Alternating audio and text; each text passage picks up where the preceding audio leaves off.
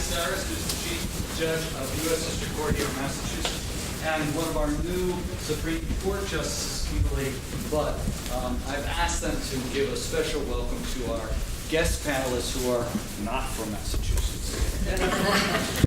So, ladies and gentlemen, welcome to this reading of Measure for Measure, Shakespeare's play about law, morality, and justice.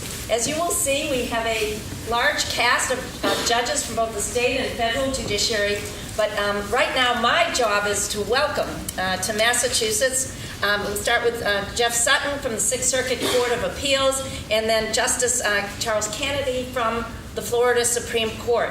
And I know that I'd be remiss on behalf of the whole cast if I didn't thank a couple of people here who did a lot for us.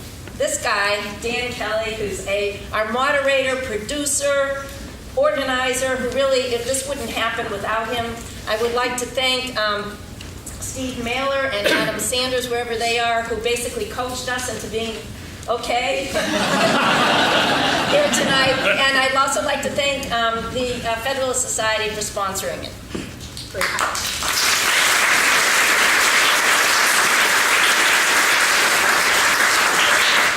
Everyone, I too want to thank our special guest hosts, Justice Canady and Judge Jeff Sutton. I had the good fortune to meet and learn from Judge Sutton over the summer at NYU at a seminar for new appellate judges. Thank you so much for your wisdom, and it's my pleasure to welcome you both back to the Commonwealth.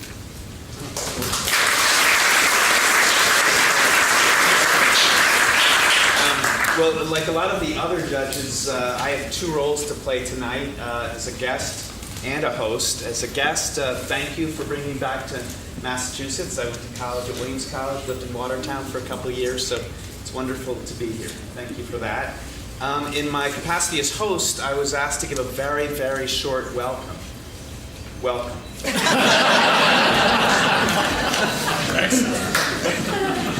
Well, I am delighted to be here also. This has been something I've been looking forward to since the invitation came in.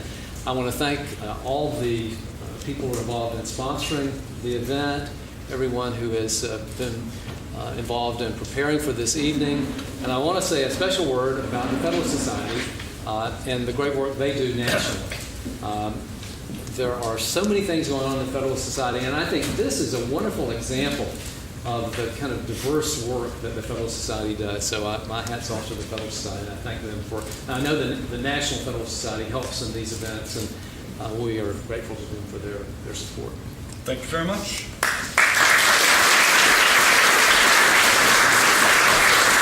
And I want to thank this guy, my friend and mentor, Steve Mailer. Steve and I, Steve, of course, is the artistic director of Commonwealth Shakespeare, the Federalist Society's partner in this event. This is our 15th year. Can you believe that? And we're still going strong. We're still attracting an audience, and we are so pleased with this collaboration. And I think Steve will talk on this a little bit, but this is what makes the Federalist Society great in terms of the unique and ecumenical programs that we put on. And it's what makes Commonwealth Shakespeare great as well, through various explorations of the law through all different types of lenses. So I'm very happy to be standing here with Steve again.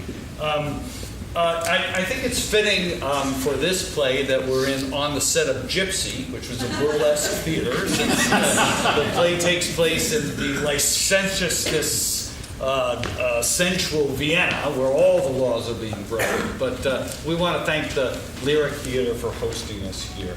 I'm glad Justice Canady mentioned the Federalist Society, because if you look at the back of the program, you'll see that we host these events. You don't need to look at it. It's an institution that stands for limited government, for separation of powers, and for the rule of law, which is the very issue that we'll be talking about, I think, in the panel discussion that follows this event. We just did a program on sanctuary cities where we had representatives of the ACLU and from conservative organizations. And in the next month, we'll be doing a panel on speech. What is free speech, and is his free speech being curbed or changed? But tonight is a night where Shakespeare is sort of the great leavener for purposes of debate. tonight is also a special night because we won't be talking about topical political issues, I hope. We all want to declare this a Trump-free zone. We want to talk about judges and judges and what it means to be a judge, and we'll have lots more on that. We're not going to do any introductions to the great people who are going to grace the stage tonight. I mean, they're very impressive biographies are in the program, and I urge you to read them. They have a wide and great deal of experience, not in addition to being judges, but some are former prosecutors. Some have traveled the world advising governments on judicial systems and what it means to be the rule of law. So I'm very impressed by this group. But I also want to say that these are not professional actors, right? So although they excel in their profession as judges, you need to give them free leniency as you judge their acting. But you're going to be great. So here's what's going to happen. We're going to have an abridged reading. It should last about an hour. A staged reading means just that. They'll be reading from music stands and portions of the script.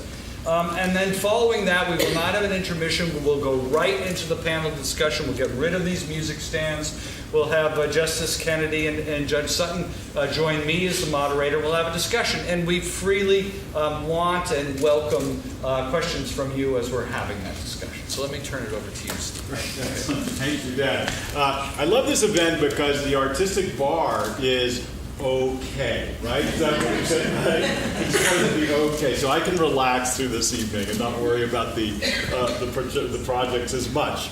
But I do love this project because one of the things that we love at CSC is using Shakespeare in theaters as a springboard for discussion, a springboard for civic discussion and civic engagement. And over the 15 years, I know many marriages that haven't lasted this long. That's true. We've done this. We've really run the gamut of the canon and looked at so many different really exciting and provocative issues in this setting.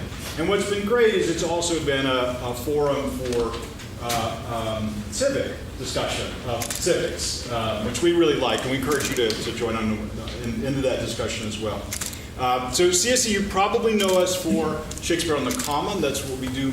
That's what we're most known for. But we are now the theater in residence out at Babson College. We're producing a whole slew of material out there, including on November 13th, a really powerful play called Fear and Misery in the Third Reich. It's by Bertolt Brecht, which will be done sort of in this style with Brooke Adams and Tony Shalhoub, two really wonderful actors who are friends of the company. I encourage you to come out and see that.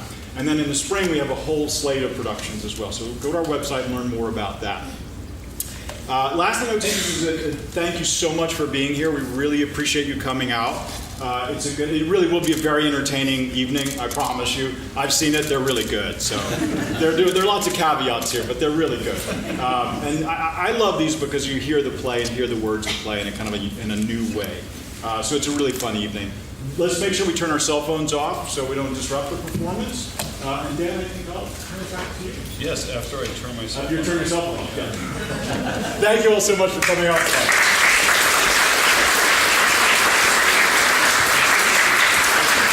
So if you've ever been to one of these before, I typically do this very elaborate introduction. I'll have 50 slides. We'll have music, like Julius Caesar, you have to basically give a 20-minute primer on the Roman Empire to be able to sort of follow what's going on. But I do think it's helpful to at least get, for this one, to at least get an understanding of the plot, which is really wacky, and to know what's going on. So if I could have my assistant, please. I'm going to do this sort of the old-fashioned way. Either Carl Rove's or Tim Russett's whiteboard. But let me hold on to this one more second. I want to talk about the title first, because the title is really interesting. Measure for measure. I think if you look into the words of the play, you get sort of and I didn't read this anyway, it's sort of my own musings on this, but you get a reading that Shakespeare is both channeling the Old Testament and the New Testament, right? Measure for measure, an eye for an eye, from the Old Testament, which is kind of a justice. a rough justice, but also vengeance in some ways.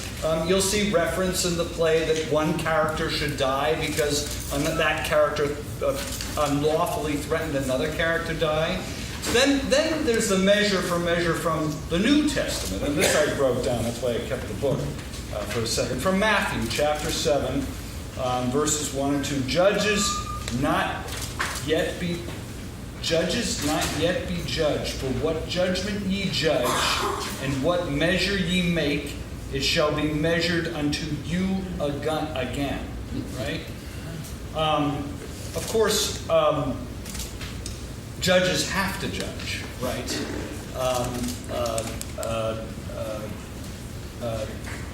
Christ may urge us in the New Testament not to judge our fellow men and women, but judges have to judge.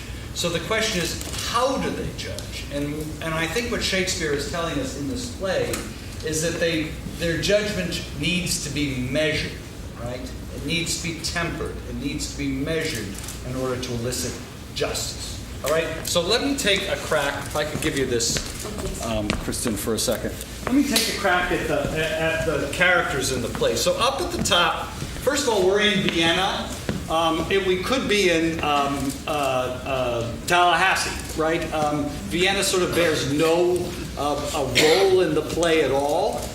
Vienna at the time was a Catholic country. I guess that's important because we have a character of a friar, we have a character of a nun, we have a character of a novice. It was part of the Habsburg Empire, and it was a dukedom within Austria, which was an archdukedom within the Holy Roman Empire. And that's all we need to say about the history because it plays no role in the play at all. So the political hierarchy in Vienna of Measure for Measure is really important to understand. So it's run by a duke. The duke is played by Justice Cordy. And he has two deputies, Aeschylus, and Angelo. Angelo is played by Judge Zobel. Aeschylus is played by Judge Zobel, and Angelo is played by Judge Hillman. Aeschylus is the more seasoned, experienced deputy. Angelo is new and learning, an apprentice essentially to the Duke. Now, there are also other authoritarian figures within this society that you meet. There is the provost, who's a form of magistrate who reports to the Duke and Aeschylus and Angelo. The provost is played by Justice Cowan, Judy Cowan. And then there's also a justice, a word that appears in this play probably hundreds of times, who also appears in terms of a judicial authority. Now, and finally, we have a prosecutor. Justice, by the way, is played by my former partner and great friend Eric Nyman, who's now in the appeals court. And then we also have a prosecutor with the ironic name of Elbow, probably Shakespeare's best example of prosecutorial misconduct in the entire canon. Elbow, of course, is played by Judge Saris, who I would never accuse of any kind of misconduct. So the Duke is sort of all branches combined. He's the executive branch, the legislative branch, and the judicial branch. He makes the laws, he enforces the laws. And at the beginning of the play, we learn that the Duke is very dissatisfied with the way in which Viennese society has evolved. And he blames himself. He basically says that we have all of these laws, but I've ignored the enforcement of these laws, and the town has gone to hell, right? And specifically, he complains about licentiousness, wanton conduct, all kinds of sexual misconduct as part of his complaint about Vienna turning into Sodom and Gomorrah. That's why I love being in the burlesque theater of Gypsy for this particular show. So what does he do? Well, he comes up with this plan where he says, since I'm the one who's been ignoring the law for so long, I'm not the one who should write it because the people will not take me seriously or will not respect it. I'm going to give you, Angelo, the job. I'm going to leave. I'm going to go on vacation. And I'm going to give you, Angelo, the job of reinvigorating the laws. Because it's clear from the Duke's perspective that the enforcement of law, that the rule of law is a good thing, and that society is suffering from it. And instead of putting Aeschylus, the wise counselor, in charge, he gives the job to Angelo, who doesn't want it, but yet accepts it anyway. Right? And what does the Duke do? He doesn't go on vacation. He doesn't decide to visit Stratford and see a play by Shakespeare. He disguises himself as a friar, a monk, and comes and observes his experiment and intervenes from time to time when the experiment goes awry. All right? So it's very important. It will go by very quickly, but listen to the first few lines of this play. Because it's the Duke's commission to Aeschylus and Angelo about how to judge, about how to rule. Listen to the words. Listen to what the commission that he gives them. And see what happens as to whether they live up to that commission. Now, as soon as the Duke leaves, the next scene you will see that radical changes have taken place. The brothels have been and there are many of them, lots of them. They've all been shut down. And we hear from one of my favorite character names, Mistress Overdone, who is one of the madams, played again by Judge Cowan. Forgive me, where are you, Judy? Yes.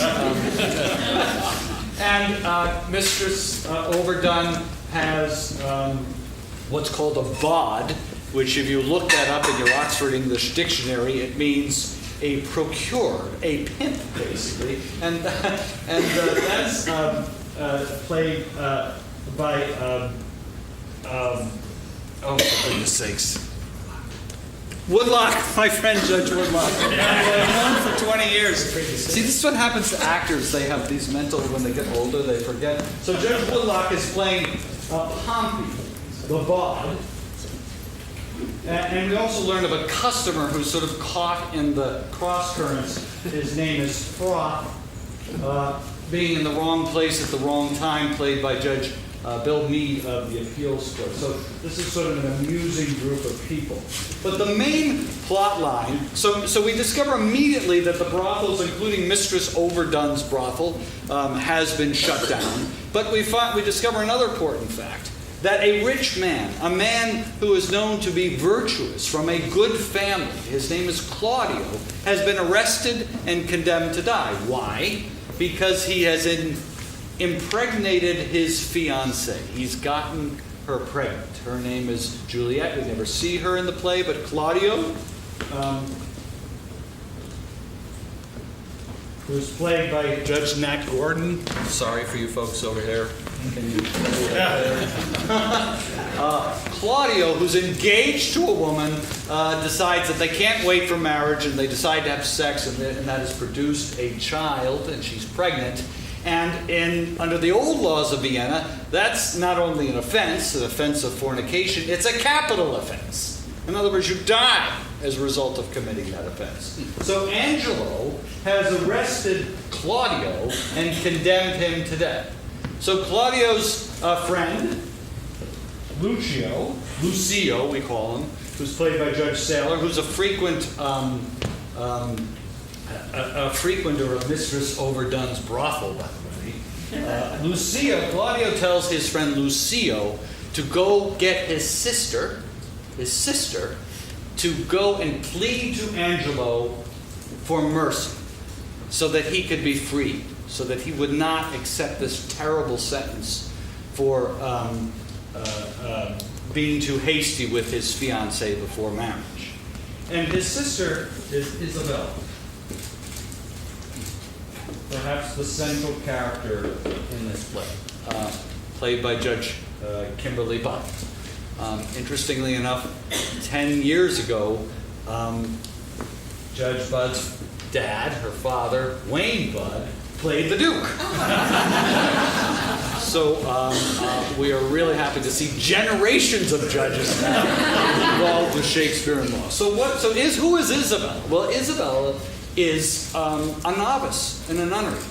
someone who wants to abandon the outside world, who's rejecting the outside world, who wants to pursue a life of prayer and reflection. And yet she's asked by Lucio to intervene with Angelo, a lot of O's here, or her brother Claudio, who's committed a sin, a horrendous sin in her opinion. A sin which justice, in her view, demands death. And yet, she takes it upon herself to go to Angelo and plead for mercy, despite the fact that she thinks her brother really the justice that her brother deserves would be the penalty under the law. So, Angelo, who's just been doing his job, one could say, we can argue about that, he is transformed by Isabelle. Transformed not in a good way. So when she hears his plea, he, who's never had a bad thought in his life, so he tells us, all of a sudden has very bad thoughts, right? And designs against Isabella. And he tells Isabella, all right, I'll free your brother if you sleep with me. Right? And of course, Isabella puts Isabella in a terrible situation, one which she rejects. And it'd be interesting to know whether Claudio thinks that it might be a good idea if his sister did this to save his life. You'll see that play out in the play. But the Duke, disguised as the friar, comes to the rescue with a plan. It's a wacky plan, but it's a plan. So his plan is for Isabella to tell Angelo, yes, I will sleep with you to free my brother. But it has to be in the dark. It has to be brief. We don't have to talk when we're doing it. So they arrange this meeting in an inn. Instead of sending in Isabella, the Duke, who's disguised as the friar, nobody knows he's the Duke, sends in Marianne. Not Ginger, Marianne. Marianne, played by Judge Saris. We have multitask in this cast. She's a prosecutor, and the woman who sleeps with Angelo in place of Isabelle. But Marianne just happens to be engaged to Angelo and was spurned by Angelo. And so the Duke / friar believes it's okay under the law for her to do that, which questions whether the prosecution of Claudio makes any sense, because he's engaged as well. So the plan goes well, but the event occurs, but that darn Angelo, he says, let's kill Claudio anyway. All right? So the Duke, I'll cut this to the chase. So the Duke comes in, reveals himself as the Duke, and reconciles all the parties. And since this is a comedy, not a tragedy, we don't have a death at the end. What do we have at the end? A marriage. In fact, we have two marriages between Angelo and Marianne, and I'll leave the other marriage for you to see at the end of the play. The one other thing I want to say about this play is there's an actual trial in this play. There are, I think, Merchant of Venice may be the only other play. We've done many at Shakespeare in the Law where we discuss the legal issues, but there's only a couple plays where there's actual trial, and this trial is hysterical, right? Because the prosecutor, Elbow, brings Pompey, the procurer, and Froth, the customer, to Aeschylus and Angelo for justice, accusing them of doing nefarious things with Elbow's wife, who just happened to be in Mistress Overdone's house for reasons we don't quite know. And Pompey and Froth are tried by Aeschylus and Angelo for their crimes. And there you will see a prosecutor presenting his case, a judge weighing the evidence, and a decision being made, all to great comic effect. So I'm going to get rid of this and stop talking. Welcome the cast of Measure for Measure.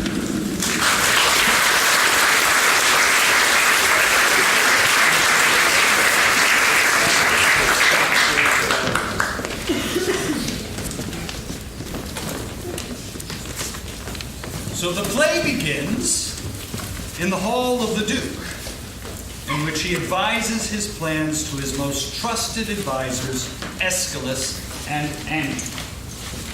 Aeschylus.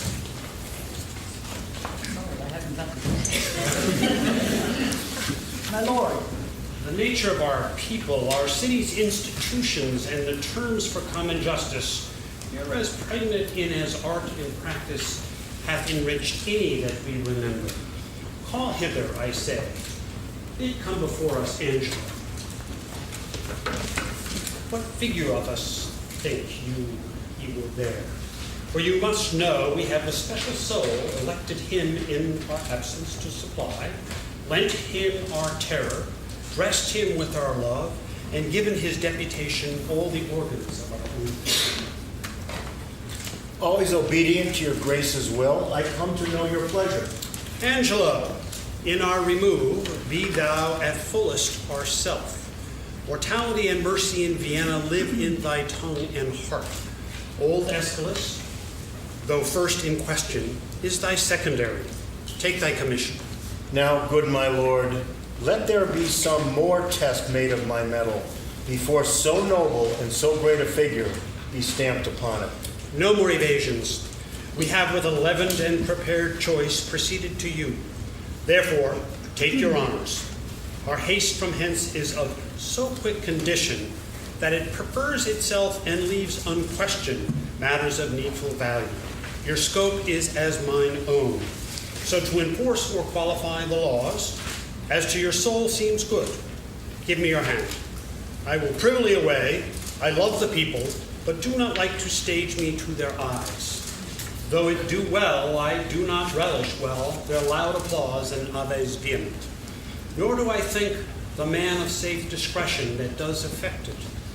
Fare you well. The heavens give safety to your purpose. lead forth and bring back in happiness. Thank you. Fare you well.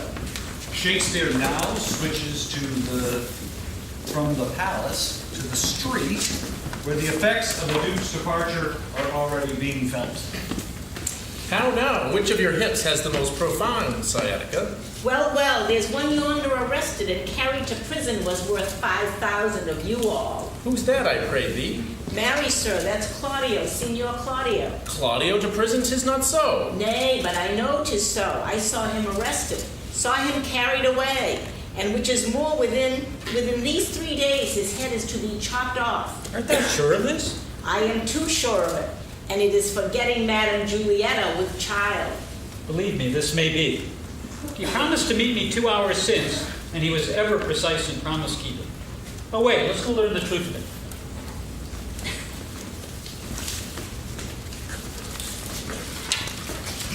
Thus, what with the war, what with the sweat, what with the gallows, and what with poverty, I am custom shrunk. How now? What's the news with you? Yonder man is carried to prison. Well, what has he done? A woman. Oh, what's his Groping for trouts in a peculiar river. What? Is there a maid with child by him? No, but there's a woman made by him. You have not heard of the proclamation, have you? What proclamation, man? All houses in the suburbs of Vienna must be plucked down.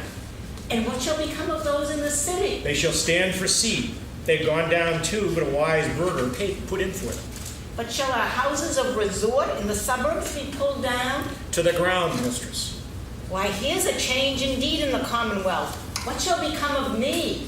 Come, fear not. Good counselors lack no clients. Though you change your place, you need not change your trade. I'll be your tapster still. Courage. There will be pity taken on you. You that have worn your eyes almost out in the service. You will be considered. What's to do here, Thomas Tapster? Let's withdraw. Here comes Signor Claudio, led by the provost to prison.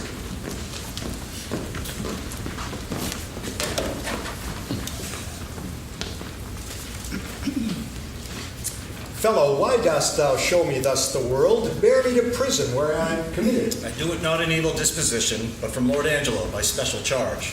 Thus can the demigod authority make us pay down for our offense by weight. The words of heaven, on whom it will, on whom it will not, so.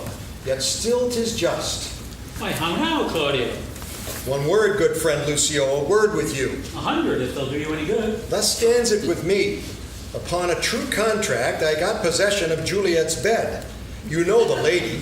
She is fast my wife, save that we do the denunciation lack of outward order. This we came not to only for propagation of a dower, remaining in the coffer of her friends, from whom we thought it meet to hide our love till time had made them for us. But it chances the stealth of our most mutual entertainment with character too gross is writ on Juliet. With child, perhaps? Unhappily so. I prithee, Lucio, do me this kind service. This day my sister should the cloister enter, and there receive her approbation. Acquaint her with the danger of my state. Implore her in my voice that she make friends to the strict deputy. Bid herself essay him. I'll to her. Thank you, good friend Lucio. After he departs, the Duke steals away to a nearby monastery and adapts the hoodie of a monk. There, he explains to a friar his intentions. We have strict statutes and most biting laws, the needful bits and curves to headstrong weeds, which for this 19 years we have let slip, which, even like an o'ergrown lion in a cave that goes not out to prey, now as found fathers, having bound up the threatening twigs of birch, only to stick it in their children's sight, for terror not to use, in time the rod becomes more mocked than feared. So our decrees, dead to infliction, to themselves are dead, and liberty plucks justice by the nose. Sith 'twas my fault to give the people scope, 'twould be my tyranny to strike and gall them for what I bid them do. For we bid this be done, when evil deeds have permissive pass and not the punishment. Therefore I have on Angelo imposed the office, who may, in the ambush of my name, strike home, and yet my nature never in the fight to do in slander. The Duke returns to Vienna in disguise to observe how Angelo exercises his new role as governor and judge. And have you nuns no farther privileges? Are not these large enough? Yes, truly. I speak not as desiring more, but rather wishing a more strict restraint upon the sisterhood, the votarist of St. Clair. Oh, peace be in this place. Who's that which calls? It is a man's voice. Gentle Isabella, turn you the key and know his business of him. You may, I may not. You are yet unsworn. Peace and prosperity. Who is it that calls? Hail, virgin, if you be. Those cheek roses proclaim you are no less. Can you so stead me as to bring me to the sight of Isabella, a novice of this place, and the fair sister to her unhappy brother, Claudius? Why her unhappy brother? Let me ask. The rather, for now I must make you know that I am that Isabella and his sister. Gentle and fair, your brother kindly greets you. Not to be weary with you, he's in prison. Whoa, me, for what? For that which, if I myself might be his judge, he should receive his punishment in thanks. He hath got his friend with child. Sir, make me not your story. It is true. I would not, though 'tis my familiar sin with maids, deceive the lapwing into jest, tongue far from heart play with all virgins so. Someone with child by him? My cousin Juliet? She it is. Oh, let him marry her. This is the point. The Duke is very strangely gone from hence. Upon his place and with full line of his authority governs Lord Angelo, a man whose blood is very snow-broth. He, to give fear to use and liberty, which have for long run by the hideous law as mice by lions, hath picked out an act under whose heavy sense your brother's life falls into forfeit. He arrests him on it, and follows close the rigor of the statute to make him an example. All hope is gone, unless you have the grace by your fair prayer to soften Angelo. And that's my pith of business twixt you and your poor brother.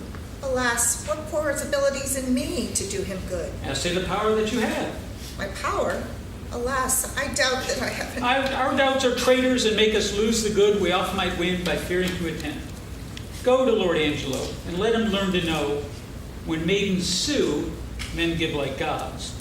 But when they weep and kneel, all their petitions are as freely theirs as they themselves would owe. I'll see what I can do. Commend me to my brother. Soon at night I'll send him certain word of my success.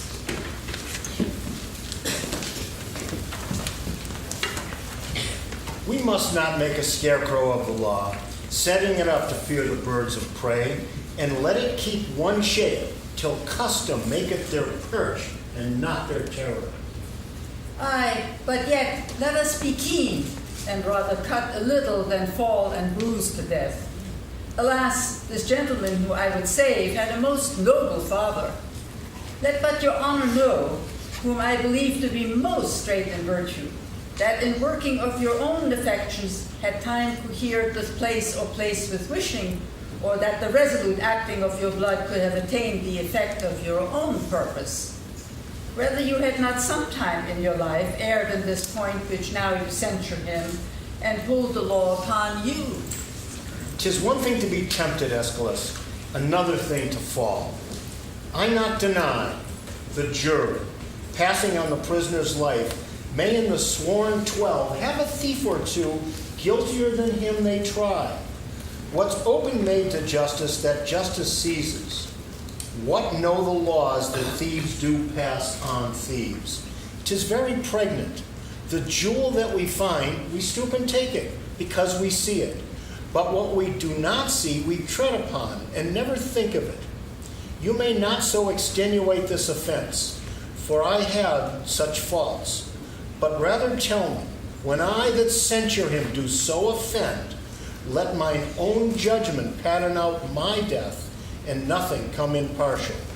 Sir, he must die. Be it as your wisdom will.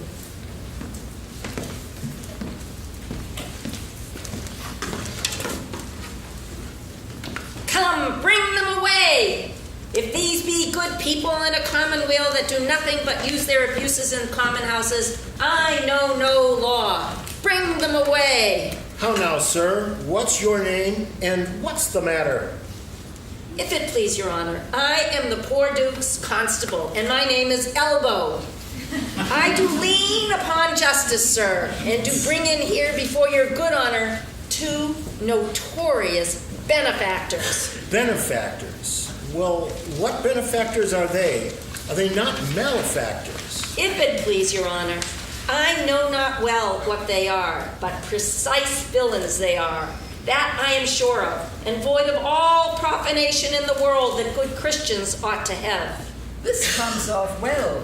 Here's a wise officer. Who are you? What are you, sir? He's, sir, a tapster. Sir, a parcel bawd. One that serves a bad woman. Whose house, sir, was, as they say, plucked down in the suburbs. And now she professes a hothouse, which I think is a very ill house, too. How know you that? My wife, sir, whom I detest. Before heaven and your honor, Mary, sir, by my wife, who, if she had been a woman cardinally given, might have been accused in fornication, adultery, and all uncleanliness there. By the woman's means? Aye, sir, by Mistress Overdone's means. But as she spit in his face, so she defied him. Sir, if it please your honor, this is not so. Prove it before these varlets here, thou honorable man. Prove it. Do you hear how he misplaces? Sir, she came in great with child, and longing, saving your honor's reverence, for stewed prunes. Sir, we had but 2 in the house, which at that very distance stood, as it were, in a fruit dish, a dish of some 3 pence. Your honors have seen such dishes. They're not china dishes, but very good dishes. Go to. No matter for the dish, sir. No, indeed, sir, not of a pin. You are therein in the right. But to the point.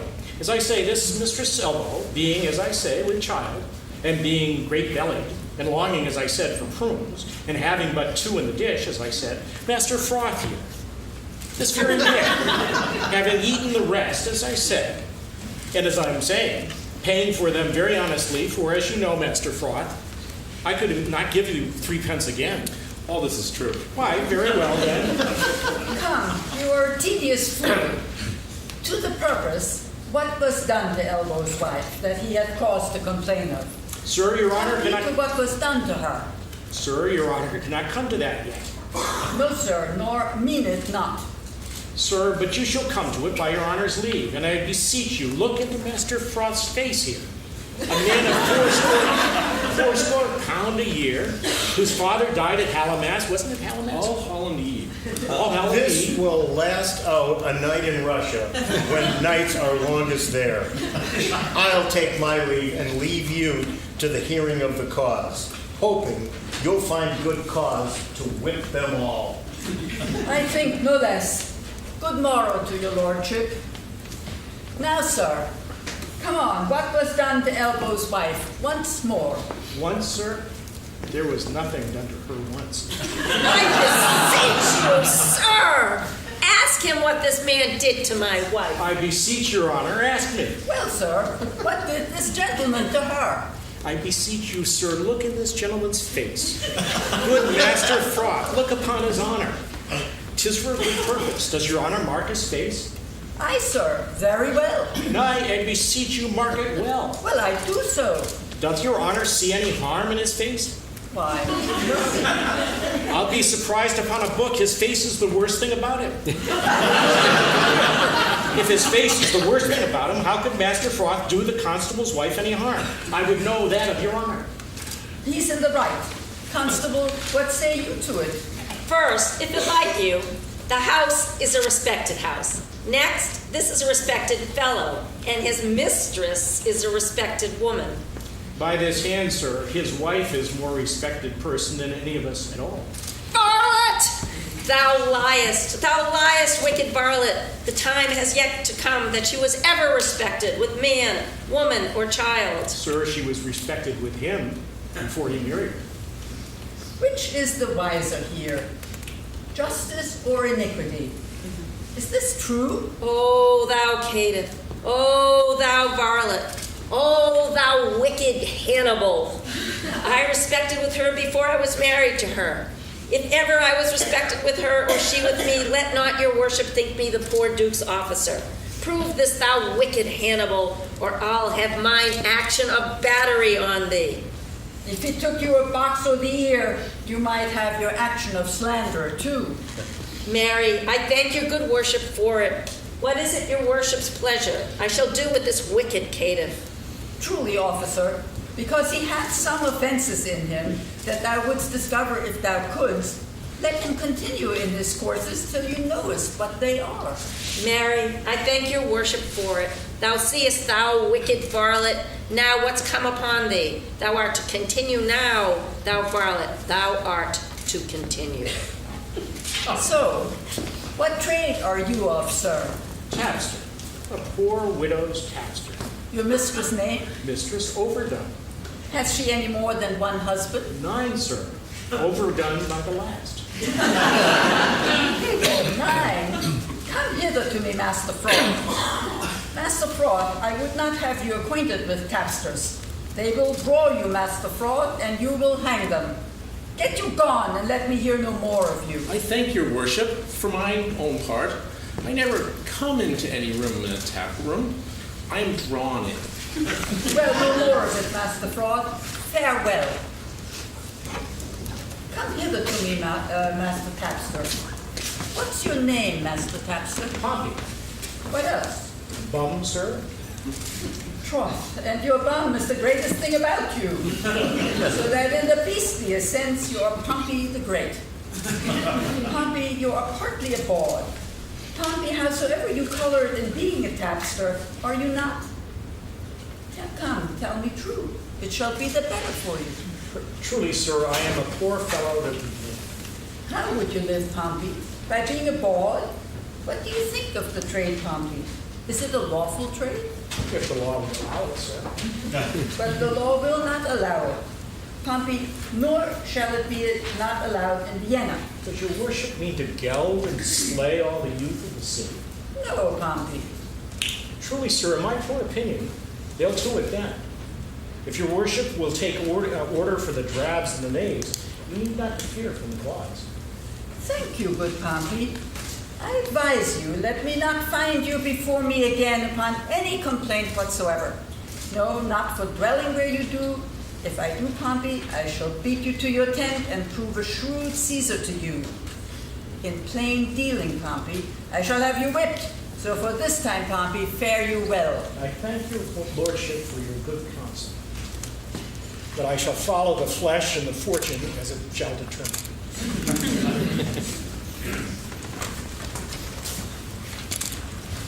It grieves me for the death of Claudio, but there's no remedy. Lord Angelo is severe. It is but needful. Mercy is not itself that oft looks so. Pardon is still the nurse of second woe, but yet, poor Claudio, there is no remedy. Here's the sister of the man condemned desires access to you. Hath he a sister? I, my good lord, a very virtuous maid, and to be shortly of a sisterhood, if not already. Well, let her be admitted.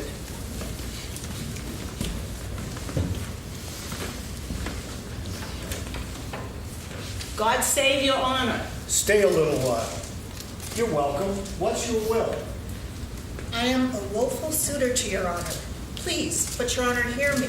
Well, what's your suit? There is a vice that most I do abhor, and most desire should meet the blow of justice, for which I would not plead, but that I must, for which I must not plead, but that I am, at war twixt will and will not. Well, the matter? I have a brother is condemned to die. I do beseech you, let it be his fault, and not my brother. And heaven give thee moving graces. Condemn the fault and not the actor of it. Why, every fault condemned ere it be done. Mine were the very cipher of a function. To find the faults whose fine stands in record and let go by the actor? Oh, just but severe law. I had a brother then. Heaven keep your honor. Give it not or so. To him again, entreat him. Kneel down before him. Hang upon his gown. You are too cold. To him, I say. Must he needs die? Maiden, no remedy. Yes, I do think that you might pardon him, and neither heaven nor man grieve at the mercy. Be sentenced. It is too late. You are too cold. Too late? Why, no. I, that do speak a word, may call it back again. Well, believe this. No ceremony that to great ones longs, not the king's crown, nor the deputed sword, the marshal's truncheon, nor the judge's robe, become them with one half so good a grace as mercy does. If he had been as you, and you as he, you would have slipped like him, but he, like you, would not have been so stern. Your brother is a forfeit of the law, and you but waste your words. It is the law, not I, condemn your brother. Were he my kinsman, brother, or my son, it should be thus with him. He must die tomorrow. Tomorrow? Oh, that's sudden. Spare him. Spare him. He's not prepared for death. Even for our kitchens we kill the fowl of season. Shall we serve heaven with less respect than we do minister to our gross selves? Good, my lord, bethink you. Who is it that's died for this offense? There's many that's committed it. Aye, well said. The law hath not been dead, though it hath slept. Those many had not dared to do that evil, if the first that did the edict infringe had answered for his deed. Now 'tis awake. Take note of what is done, and, like a prophet look in a glass that shows that what future evils, either new or by remissness new conceived, and so in progress to be hatched and born, are now to have no successive degrees, but ere they live to end. Yet show some pity. I show it most of all when I show justice, for then I pity those I do not know, which a dismissed offense would after gall, and do him right that, answering one foul wrong, lives not to act another. Be satisfied. Your brother dies tomorrow. Be content. So you must be the first that gives this sentence, and he that suffers. Oh, it is excellent to have a giant's strength. but it's tyrannous to use it like a giant. That's well said. Pray heaven she win him. Why do you say this to me? Because authority, though it err like others, hath yet a kind of medicine in itself, that skins the vice o'er the top. Go to your bosom, knock there, and ask your heart what it doth know that's like my brother's fault. If it confess a natural guiltiness such as his, let it not sound a thought upon your tongue against my brother's life. She speaks, and 'tis such sense that my sense breeds with it. Very well. Gentle lord, turn back. I will bethink me. Come again tomorrow. Hark how I'll bribe you. Good lord, turn back. How bribe me? Aye, with such gifts that heaven shall share with you. You admired all else. Not with fond shekels of the tested gold, or stones whose rates are either rich or poor as fancy values them, but with true prayers that shall up at heaven and enter there ere sunrise. Prayer from preserved souls, from fasting maids whose minds are dedicated to nothing temporal. Well, come to me tomorrow. Go to, 'tis well. Away. Heaven keep your honor safe. Amen. For that way going to temptation where prayers cross. At what hour tomorrow shall I attend your worship? At any time forenoon. Say, your honor. What's this? What's this? Is this her fault or mine? The tempter or the tempted? Who sins most? Can it be that modesty more betrays our sense than woman's lightness? Having waste ground enough, shall we desire to raise the sanctuary and pitch our evils there? Oh, fie, fie, fie. What dost thou, or what art thou, Angelo? Dost thou desire her foully for those things that make her good? Oh, let her brother live. Thieves for their robbery have authority when judges steal themselves. Most dangerous is that temptation that doth goad us on to sin in loving virtue. Never could the strumpet with all her double vigor, art, and nature once stir my temper. But this virtuous maid subdues me quite. Even till now, when men were fond, I smiled and wondered how. The scene moves to the next day. When I pray and think, I think and pray to several subjects. Heaven hath my empty words, whilst my invention, hearing not my tongue, anchors on Isabelle. How now, fair maid? I am come to know your pleasure. That you might know it would much better please me than to demand what 'tis. Your brother cannot live. Even so, heaven keep your honor. Answer to this.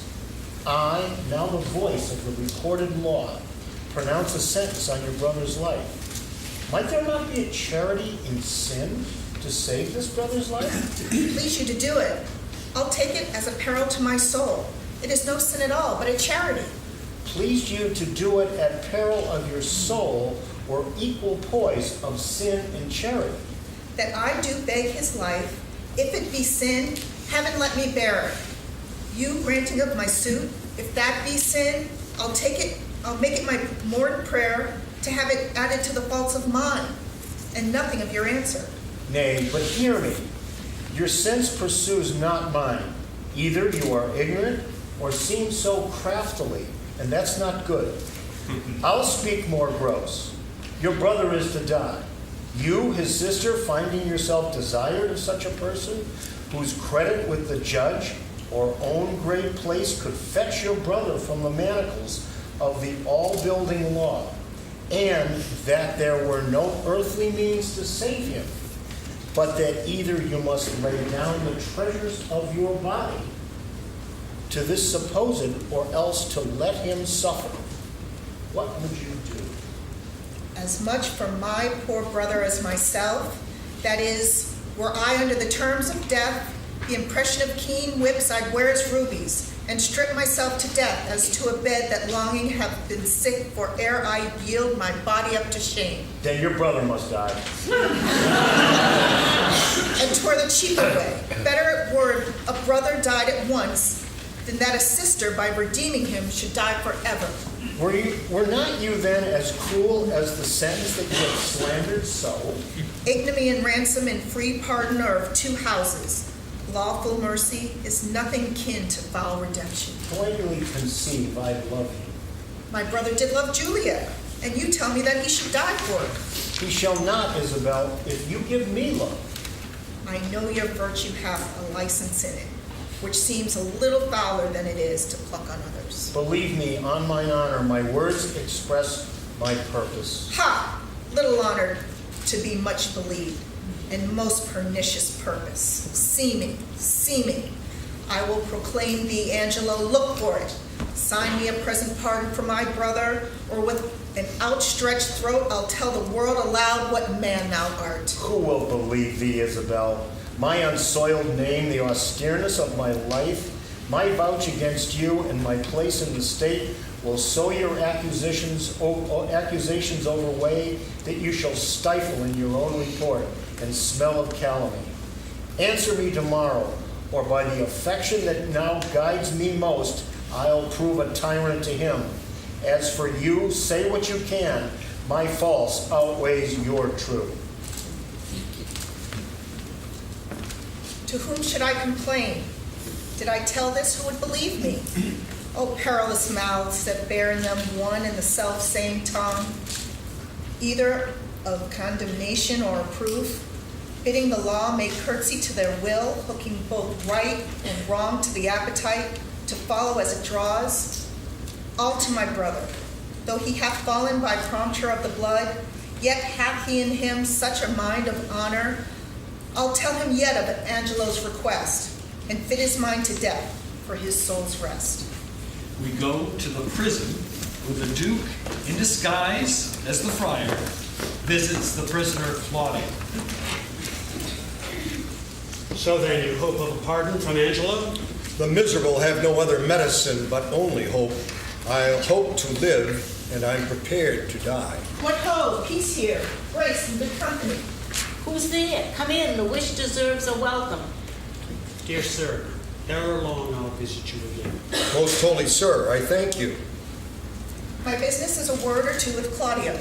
And very welcome. Look, Signor, here's your sister. Provost, a word with you? As many as you please. Bring me to hear them speak, where I may be conceived. Now, sister, what's the comfort? Why, as all comforts are, most good and most good indeed. Lord Angelo, having affairs to heaven, intends you for a swift ambassador, where you shall be an everlasting liger. Therefore, your best appointment make with speed. Tomorrow you set on. Is there no remedy? None, but such remedy as to save a head, to cleave a heart in twain. But is there any? This outward sainted deputy is yet a devil. His filth within being cast, he would appear a pond as deep as hell. The precise Angelo. Oh, 'tis the cunning livery of hell, the damnedest body to invest and cover in precise guards. Dost thou think, Claudio, if I would yield him my virginity, thou mightst be freed? Oh, heavens, it cannot be. Yes, he would give to thee from this frank offense, so to offend him still. This night's the time that I should do what I abhor to name, or else thou diest tomorrow. Thou shalt not do it. Oh, were it but my life, I'd throw it down for your deliverance, as frankly as a pin. Thanks, dear Isabelle. Be ready, Claudio, for your death tomorrow.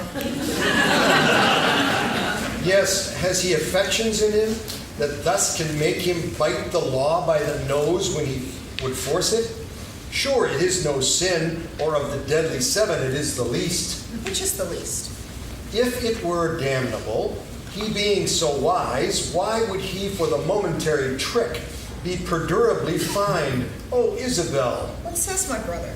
Death is a fearful thing. And shamed life a hateful. Aye, but to die and go we know not where, to lie in cold obstruction and to rot, this sensible warm motion to become a kneaded clod, and the delighted spirit to bathe in fiery floods, or to reside in thrilling region of thick-ribbed ice, the weariest and most loathed worldly life, that age, ache, penury, and imprisonment can lay on nature is paradise to what we fear of death. Alas, alas. Sweet sister, let me live. What sin you do to save a brother's life, nature dispenses with the deed so far that it becomes a virtue. Oh, you beast. Oh, you faithless coward. Oh, dishonest wretch. Will thou be made a man out of my vice? Is it not a kind of incest to take a life from thine own sister's shame? I'll pray 1,000 prayers for thy death. No word to save thee. Nay, hear me, Isabelle. Oh, fie. Thy sin's not accidental, but a trade. Mercy to thee would prove itself a bawd. 'Tis best you die quickly. Oh, hear me, Isabella. Vouchsafe a word, young sister, but one word. The Duke concocts a plan. Isabelle is to tell Angelo that in exchange for a pardon for her brother, she will sleep with him. The conditions are that the meeting will be at night and in the dark and briefly because of her modesty. In her place, the Duke will arrange to place Mariana, Angelo's spurned fiancée. Welcome. How agreed? She'll take the enterprise upon her, father, if you advise it. It is not my consent, but my entreaty too. Little have you to say when you depart from him, but soft and low. Remember now, my brother. Fear me not. Nor, gentle daughter, fear you not at all. He is your husband on a pre-contract. To bring you thus together, 'tis no sin, sith that the justice of your title to him doth flourish the deceit. Come, let us go, our corns to reap, and yet our tithes to sow. The plan goes perfectly.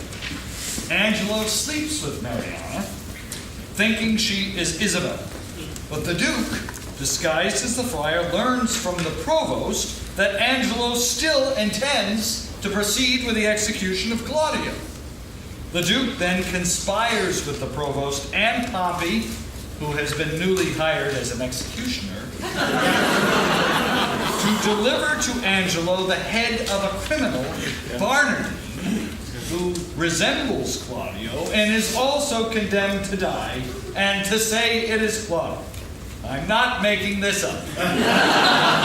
However, even that plan goes awry. Sirrah, bring Barnardine hither. Master Barnardine, you must rise and be hanged. What ho, Barnardine? A pox on your throat. Who makes the noise here? What are you? Your friends, sir, the hangman. You must be so good to rise and be put to death. Away, you rogue, away. I'm sleepy. Tell him he must awake, and that quickly, too. Pray, Master Barnardine, awake till you are executed and sleep afterwards. Go into him and fetch him out. He's coming, sir. He's coming. Is the axe upon the block, Sirrah? Very ready, sir. How now, Upsorden? What's the news with you? Truly, sir, I would desire you to clap into your prayers. For look you, the warrant's come. Oh, you rogue. I've been drinking all night. I'm not fitted for it. Oh, the better, sir, for he that drinks all night and is hanged betimes in the morning may sleep the sounder all the rest of the day. Look you, sir, here comes your ghostly father. Do we jest now, you think?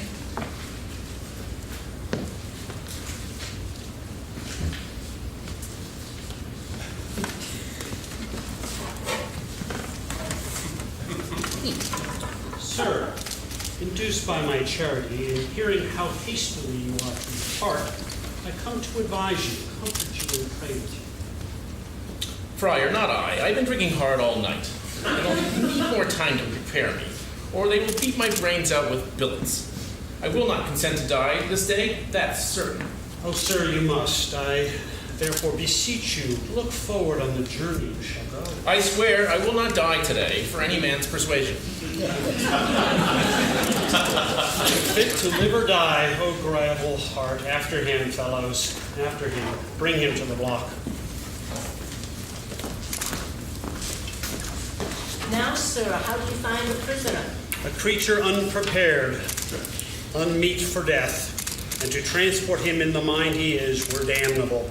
Here in the prison, Father, there died this morning of a cruel fever one Ragozine, a most notorious pirate, a man of Claudio's years. his beard and head just of his color. What if we do omit this reprobate till he were well inclined, and satisfy the deputy with the visage of Ragozine, more like to Claudia? Oh, 'tis an accident that heaven provides. Dispatch it presently. The hour draws on, prefixed by Angelo. See this be done, and sent according to command, whilst I persuade this rude wretch willingly to die. This shall be done, good father, presently. But Barnardine must die this afternoon. And how shall we continue Claudio to save me from the danger that might come if he were known alive? Let this be done. Put them in secret holds, both Barnardine and Claudio, ere twice the sun hath made his journal greeting to the under generation. You shall find your safety manifested. I am your free dependent. Quick, dispatch and send the head to Angelo. Now I will write letters to Angelo. The provost he shall bear them, whose contents shall witness to him I am near at home, and that by great injunctions I am bound to enter publicly. Him I'll desire to meet me at the consecrated fount, a league below the city, and from thence by cold gradation in well-balanced form we shall proceed with Angelo. Peace, ho, be here. Tongue of Isabelle, she's come to know if yet her brother's pardon come hither. But I will keep her ignorant of her good, to make her heavenly comforts of despair when it is least expected. Ho, by your leave. Good morning to you, fair and gracious daughter. The better given to me by so holy a man. Hath yet the deputy sent my brother's pardon? He hath released him, Isabelle, from the world. His head is off, and sent to Angelo. Nay, but it is not so. It is no other. Show your wisdom, daughter, in your close patience. Oh, I will to him and pluck out his eyes. You shall not be admitted to his sight. Unhappy Claudio, wretched Isabelle, injurious world, most damned Angelo. This nor hurts him nor profits you a jot. Forbear it, therefore. Give your cause to heaven. Mark what I said, which you shall find by every syllable of faithful verity. The Duke comes home tomorrow. Nay, dry your eyes. One of our convent and his confessor gives me this instance. Already he hath carried notice, Aeschylus and Angelo, who do prepare to meet him at the gates, there to give up their power. If you can, haste your wisdom in that good path that I would wish you to go, and you shall have your bosom on this wretch, grace of the Duke, revenges to your heart, and general honor. I am directed by you. Angelo is delivered the head of Claudio, which is really the head of the dead pirate Ragozine, and learns that the Duke is returned. All are summoned to the city gate for the return of the Duke.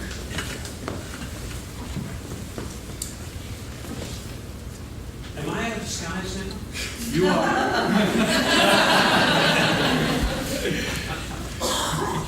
My very worthy cousin, fairly met. Our old and faithful friend, we are glad to see you.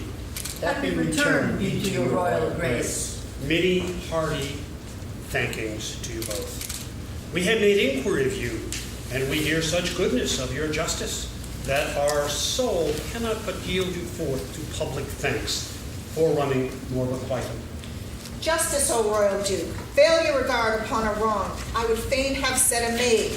O worthy prince, dishonor not your eye by throwing it on any other object till you have heard me in my true complaint and given me justice, justice, justice, justice. Relate your wrongs. In what? By whom? Be brief. Here is Lord Angelo, shall give you justice. Reveal yourself to him. My lord, her wits, I fear me, are not firm. She hath been a suitor to me for her brother, cut off by course of justice. By course of justice. And she will speak most bitterly and strange.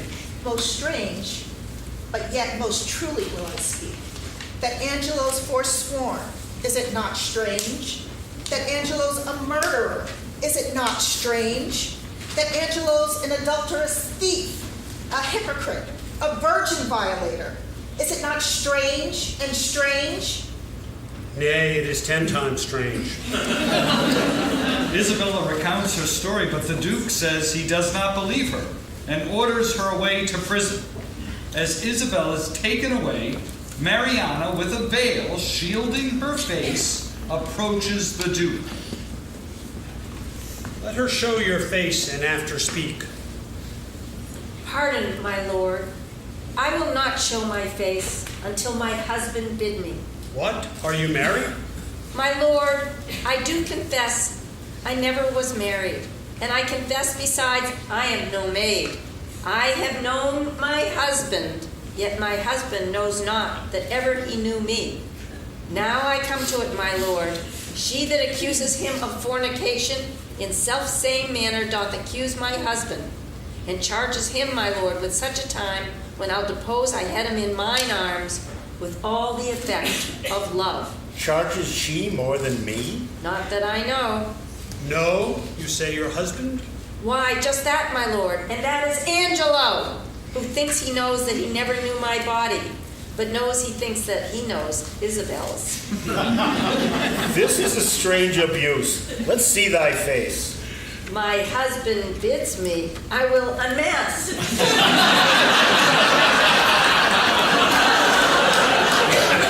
This is that face, thou cruel Angelo, which once was thou sworest was worth the looking on. This is the hand which, with a vowed contract, was fast belocked in thine. This is the body that took away the match from Isabelle and did supply thee at thy garden house in her imagined person. Know you this woman? My lord, I must confess I know this woman. Noble prince, I am affianced this man's wife as strongly as words could make up vows. And my good lord, but Tuesday night last gone in garden house, he knew me as a wife. I did but smile till now. Now, good my lord, give me the scope of justice. My patience here is touched. I do perceive these poor informal women are no more but instruments of some more mightier member that sets them on. Let me have way, my lord, to find this practice out. I, with my heart, and punish them to your height of pleasure, or I will leave you.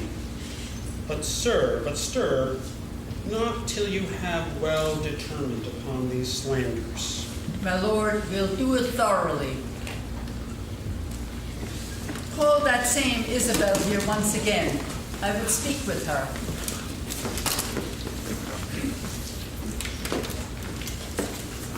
Come, sir. Did you set these women on to slander Lord Angelo?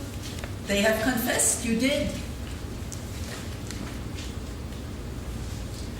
Really? 'Tis false. How? Know you where you are? Respect to your great place, and let the devil be sometime honored for his burning throne. Where's the Duke? He should hear me speak. The Duke's in us, and we will hear you speak. Look, you speak justly. Boldly at least. O poor souls, come you to seek the lamb here of the fox? Good night to your redress. Is the Duke gone?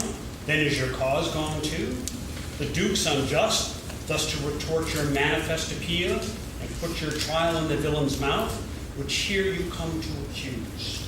Why, thou unreverend, unhallowed friar, is it not enough thou hast suborned these women to accuse this worthy man, but in foul mouth and in the witness of his proper ear to call him villain, and then to glance from him to the Duke himself to tax him with injustice? Slander to the state, away with him to prison. I protest. I love the Duke as I love myself. Hark how the villain would close now after his treasonable abuses. Such a fellow is not to be talked withal. Away with him to prison. Where is the provost? Away with him to prison. Lay bolts enough upon him. Let him speak no more. Away with those giglots too, and with the other Confederate companion. Stay, sir. Stay a while. What resists he?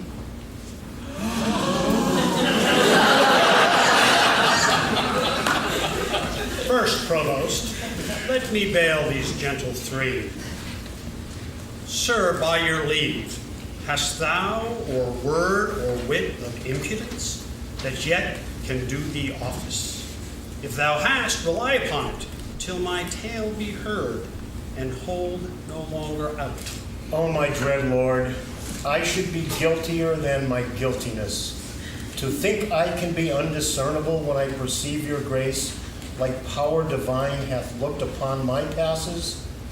Then, good prince, no longer session hold upon my shame, but let my trial be mine own confession.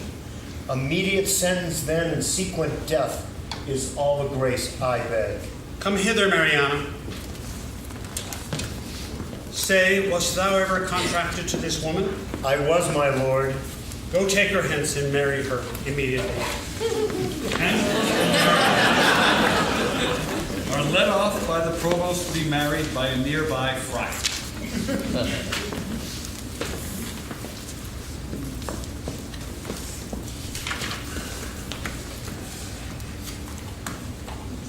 My lord, I am more amazed at his dishonor than at the strangeness of it. Come hither, Isabelle. Your friar is now your prince, as I was then, advertising and wholly to your business.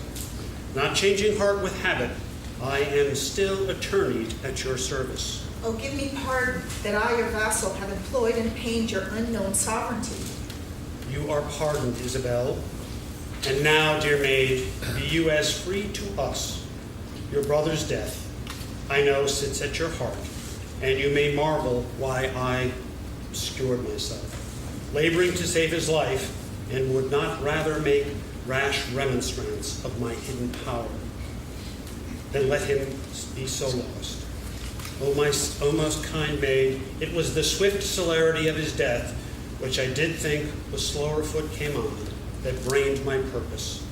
But peace be with him, that life is better, past fearing death, than that which lives to fear. Make it your comfort, so happy is your brother. Thank you, my lord.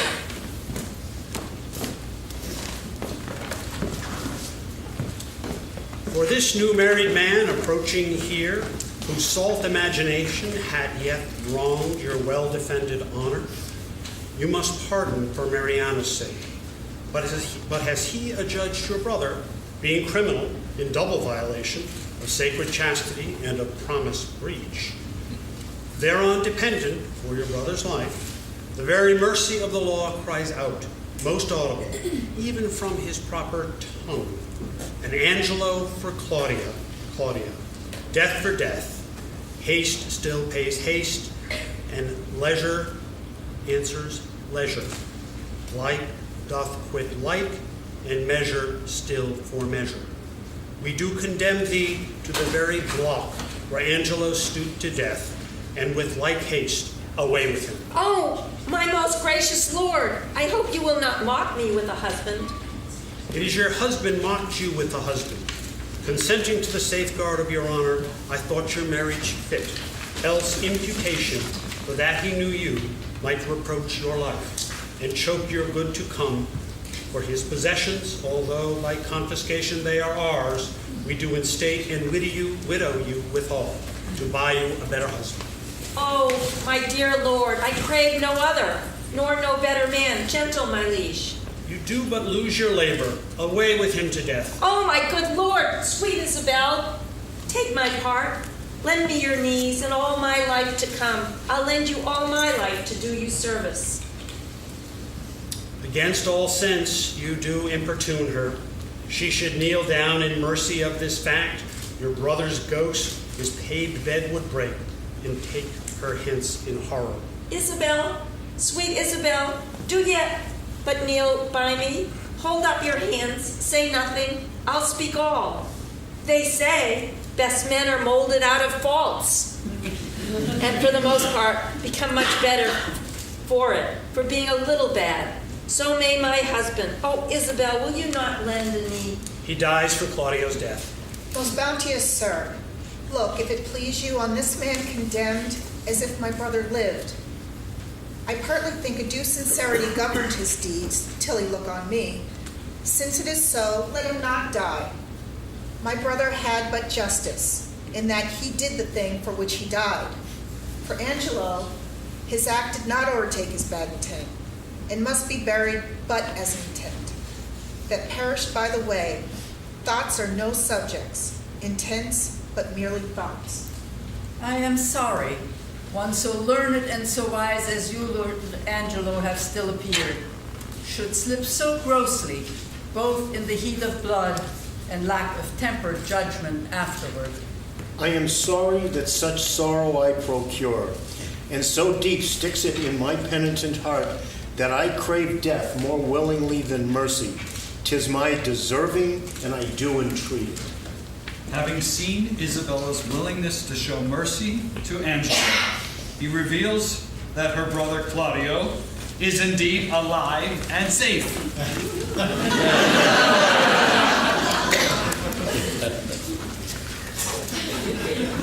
If he be like your brother for his sake, is he pardoned? And for your lovely sake, give me your hand, and say you will be mine. He is my brother too, but fitter time for that. By this Lord Angelo perceives he's safe. Methinks I see a quickening in his eye. Well, Angelo, your evil quits you well. Look that you love your wife, her worth yours. I find an apt remission in myself. Dear Isabelle, I have a motion much imports your good. Whereto, if you'll a willing ear incline, what's mine is yours, and what is yours is mine.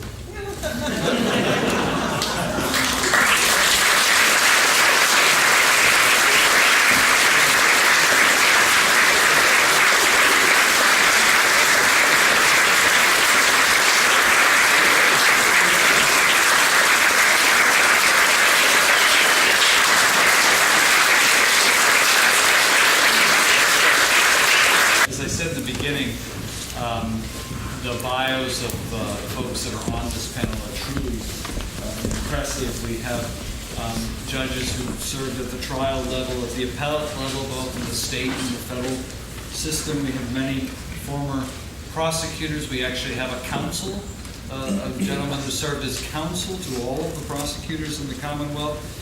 Some have overseen or reviewed the administrative rules and procedures that govern courts. Judge Saris presided over the U.S. Sentencing Commission for 6 years. Justice Cordy traveled and visited a lot of the former Soviet Union Eastern Bloc countries and other countries and gave them advice on the rule of law and the administration of justice. Two central issues, I think, that are important for our discussion. But these two gentlemen I want to give a special tribute to for joining us. Judge Canady, seems like you've done everything in all branches of government. He was a state representative, a member of the U.S. Congress. He was a general counsel to Governor Jeb Bush in Florida, and now was the Chief Justice of the Supreme Court in Florida. And you've given up that title, but I assume you're still on the court. Great. And Judge Sutton. Judge Sutton had the incredible luck and I'm sure skill to be both a clerk to Justice Powell and Justice Scalia. He has served with distinction on the Sixth Circuit for over 14 years. He was a state solicitor in Ohio. He was the chair of the Federal Judicial Conference Committee on Rules of Practice and Procedure. He's known as a great teacher and author and has written on state constitutional law and the law of judicial precedent. So you're truly in the presence of some great people to talk about these issues.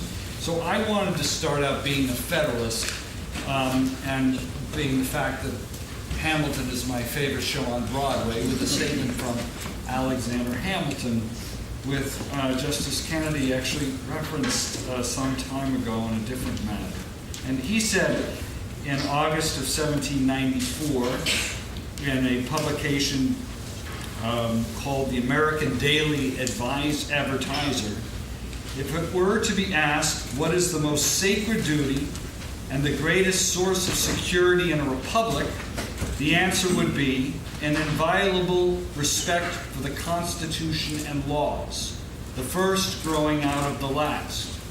That a large and well-organized republic can scarcely lose its liberty from any other cause than that of anarchy, to which a contempt of the laws is the high road. A sacred respect for the constitutional law is the vital principle, the sustaining energy of a free government. But how can a government of laws exist when the laws are disrespected and disobeyed? Government supposes control. It is the power by which individuals in society are kept from doing injury to each other and are brought to cooperate to a common end. The instruments by which it must act are either the authority of the law or force. If the first be destroyed, the last must be substitute. And where this becomes the ordinary instrument of government, there is an end to liberty. So in Hamilton's view, if the laws are not enforced, freedom, in fact, is enslaved. I just want to say a couple other things. I looked at the oaths that the justices of the appeals court and the Supreme Judicial Court say in Massachusetts. And their oath requires them to bear true faith and allegiance to the Commonwealth of Massachusetts and support the Constitution, and faithfully and impartially discharge and perform all the duties according to the best of their abilities and understanding, agreeably to the rules and regulations of the Constitution and the laws, to follow the law. The oath of the federal judges is a little bit more interesting and very, very old, dating, I think, even back to Hamilton's day. It says, I do solemnly swear that I will administer justice without respect to persons and do equal right to the poor and to the rich, and that I will faithfully and impartially discharge and perform all the duties incumbent upon me under the Constitution and the laws of the United States. So help me God. So we come to this question of the rule of law and administering justice. What is justice? Justice is a word that appears, as I said at the beginning, 100 times in this book. Just a couple of examples. The Duke complains about liberty plucking justice by the nose, echoing back to Hamilton's statement, right? Elbow brings the bawds to Angelo, stating that he leans upon justice to make sentence on them. Angelo, in the face of pleas for mercy, argues that he shows mercy most of all when he shows justice, believing that by setting an example of Claudio, it will deter others to act as well. And of course, Isabella demands justice, justice, justice, justice. Not that she thinks her brother is not guilty of a crime and perhaps should die, but because the bargain that she made with Angelo, the promise that he made, was breached. So I say to you two gentlemen, who will speak for a bit, and then we'll open this up to the entire panel, how does a judge instill respect for the law? And what does justice mean in today's society? It's a big question. Sure. First of all, congrats. I saw a rehearsal of this, and they did a lot better. Really impressed. Just how lucky you are to have state and federal judges that are familiar with Shakespeare. So I'm going to start with two slightly glib points, and then a more serious one. The first one relates to the point that I'm not optimistic about rule of law, respect for law, if we're going to focus on hypocrisy and sex. That was a problem in 1603. I'm afraid it's going to be a problem way down the road. We all have our stories. My favorite, which actually I think is better than anything Shakespeare did, happened 300 years after the play about was written. 1903, a fellow named Reed Smoot was elected senator from Utah. He was the first senator who was a Mormon elected to the United States Senate. And back in 1903, most Americans didn't think much of Mormons, thought of polygamy, thought that was all wrong and so forth, never mind that the Mormon Church had banned polygamy in the 1890s, never mind that Reed Smoot was not a polygamist, in pretty hypocritical act. It took a couple of years for the Senate finally to see him and approve him. What broke the logjam was a speech by a senator from Pennsylvania, Boyce Penrose, never heard of him, but through the story. And he got up on the Senate floor and said some nice things about Reed Smoot, and finally said, you know, I'd rather have a polygamist who doesn't polyg than a monogamist who doesn't monog.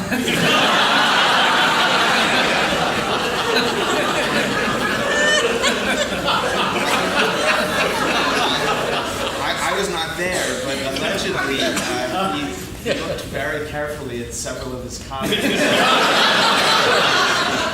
Made the last point. So when it comes to sex, hypocrisy, government, I'm not optimistic.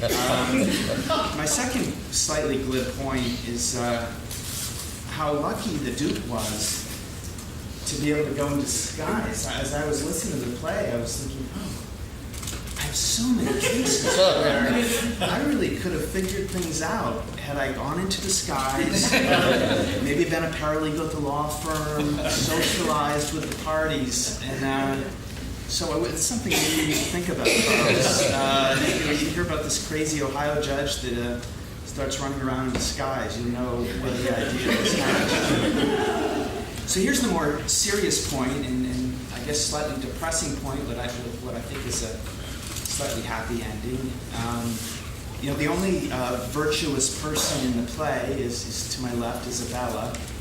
And it's a little depressing that the only virtuous person in the play, the only true angel, wants to leave society, wants to live in God's world, not our world. Everybody else has flaws, some more serious than others. And that, of course, in the end, happens to be very consistent with how we founded the country. So John Adams said, government of laws, not of men. Even men couldn't be trusted, or for that matter, woman. But the key to innovation is, of course, dividing power every which way, vertically, horizontally. And so, one of the problems in the play is that you have all power centralized in the Duke or his deputies. And if you think about some of the underlying problems and tensions, what doesn't seem to be just about certain features of the play, American government has many solutions to. We have prosecutorial discretion. Most prosecutors, all prosecutors today would not have charged this crime. But even more, slightly more realistic possibilities, I think most times prosecutors exercise discretion in a meaningful way. We have legislatures that can repeal laws whose time has come and gone. We don't have a lot of fornication laws left in the books, it turns out. Prosecutors are very busy, or they're going to be ignored. But for the most part, the legislators did the right thing. You have an executive branch that has the clemency power. It's referred to as a pardon during the case.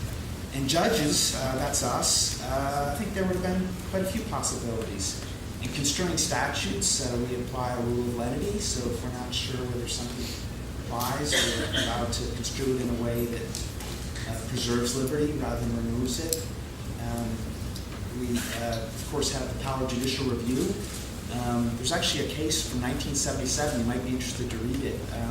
U.S. Supreme Court, by the way, has never outlawed fornication laws, which is, you might find surprising. With the privacy decisions of the U.S. Supreme Court, it seems pretty obvious they're on shaky ground, or would be if they were still around. But there's a New Jersey Supreme Court decision from 1977 with a pretty wonderful fact pattern, where the New Jersey Supreme Court invalidates its fornication law.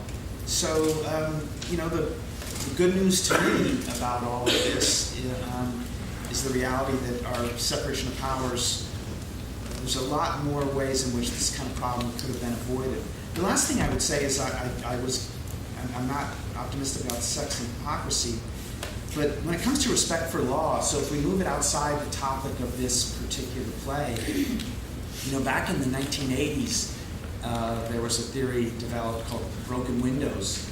The idea was that in urban environments, you breed disrespect for law by not enforcing even the most basic laws. So while, the play kind of makes you laugh at, oh, how silly, the law hadn't been enforced, the law's silly to begin with. I think it's a very serious point to have laws on the books that are not enforced. And we should get rid of them. I don't mind judges writing opinions if there's not a constitutional challenge saying the legislature should think about getting into the law. But if it's on the books, not a great situation when they're not being enforced. So despite many of the themes of this play, my view is it's a real problem if we're not enforcing these laws. Now, prosecutorial discretion allows you to decide when to enforce them if you've really done something wrong and worthy of punishment and the deterrence that comes from it. But the broken windows theory is a pretty good example of the problems that arise. And it worked. It worked to enforce. New York City is the best example. They started enforcing those laws, and there was less crime. And they were, as it sounds, silly laws, fixing a broken window. So there's something to be said when it comes to respect for law and enforcing even some of the smallest crimes. Thank you.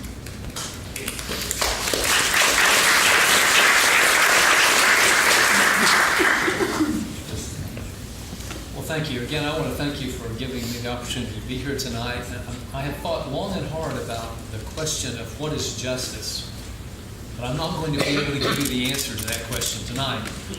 I'm going to instead just focus on what I think we can learn from Angelo about the role of a judge. Now, it's important when we look at Angelo to understand the marching orders he received.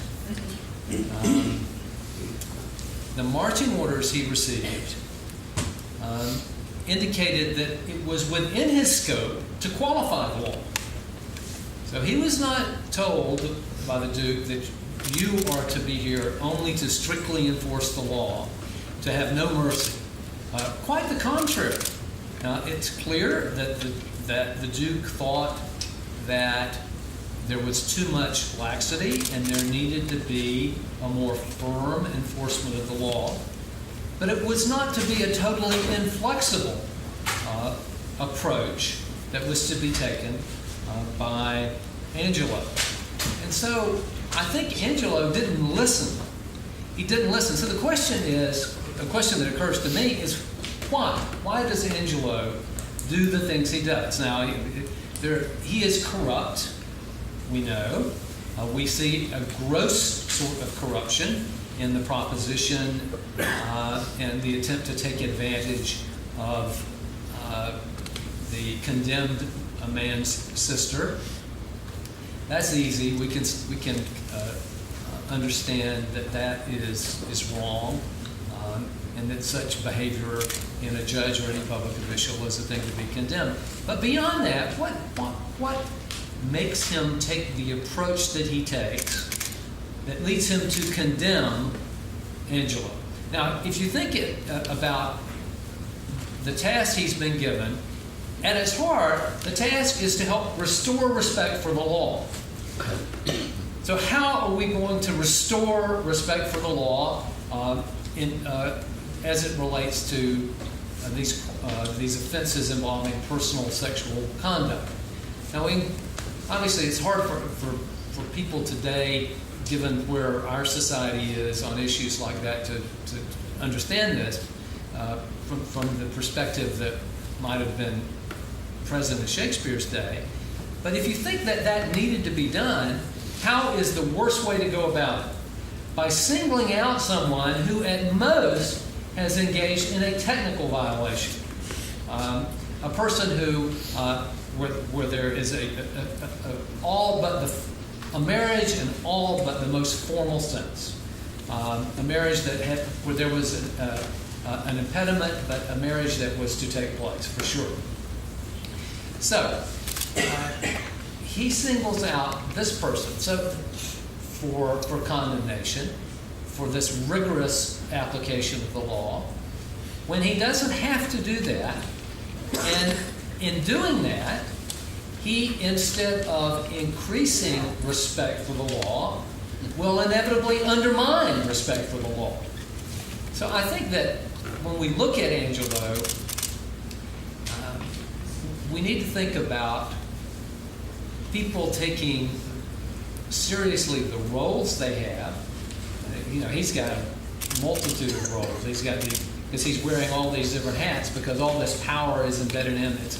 It's executive, legislative, and judicial. But we, and Judge Sutton has, I think, eloquently explained how blessed we are to have the separation of powers in this country, and how that is a way that many of these problems of the harshness of the law can be addressed, and the rule of law can be effectively given life, and respect for the law can be inculcated. But what we see here is that Angelo really loses sight of the proper scope that he has, particularly when it comes to the prosecutorial function and the judging function, the executive function and the judicial function.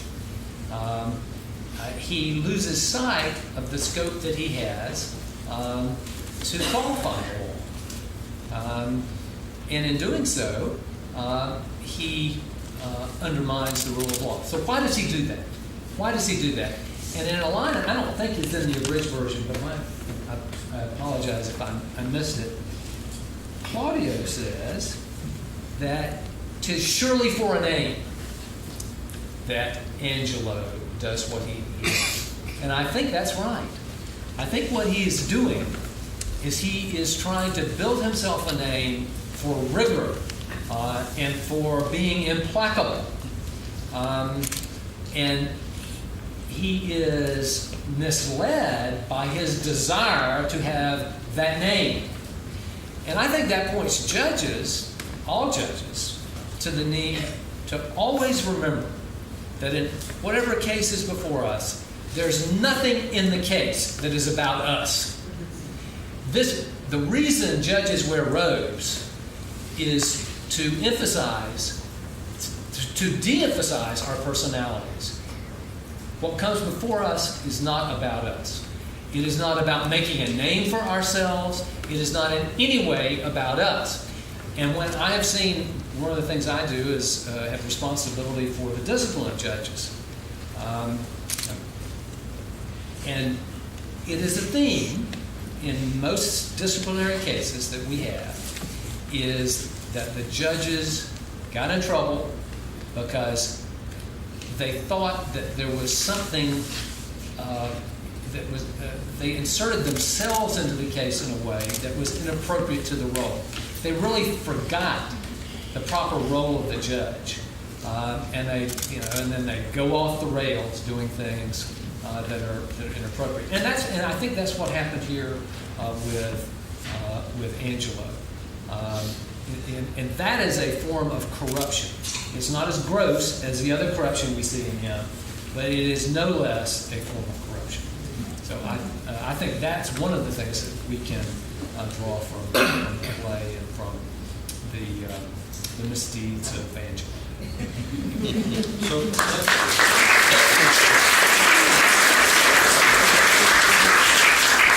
let me throw it over to the group. This is the first time we've had an all-judge panel, except for me, of course. The charge that the Duke gave to Angelo was to use his heart and tongue to give mortality and mercy, and to enforce or qualify the laws, as Justice Canady pointed out, as to your soul seems good. And the last thing he told him was, pay attention to the experienced, seasoned guy in the room, Aeschylus. So would anyone like to comment? Do those words have meaning to you in your courtroom? How do you go about exercising justice? No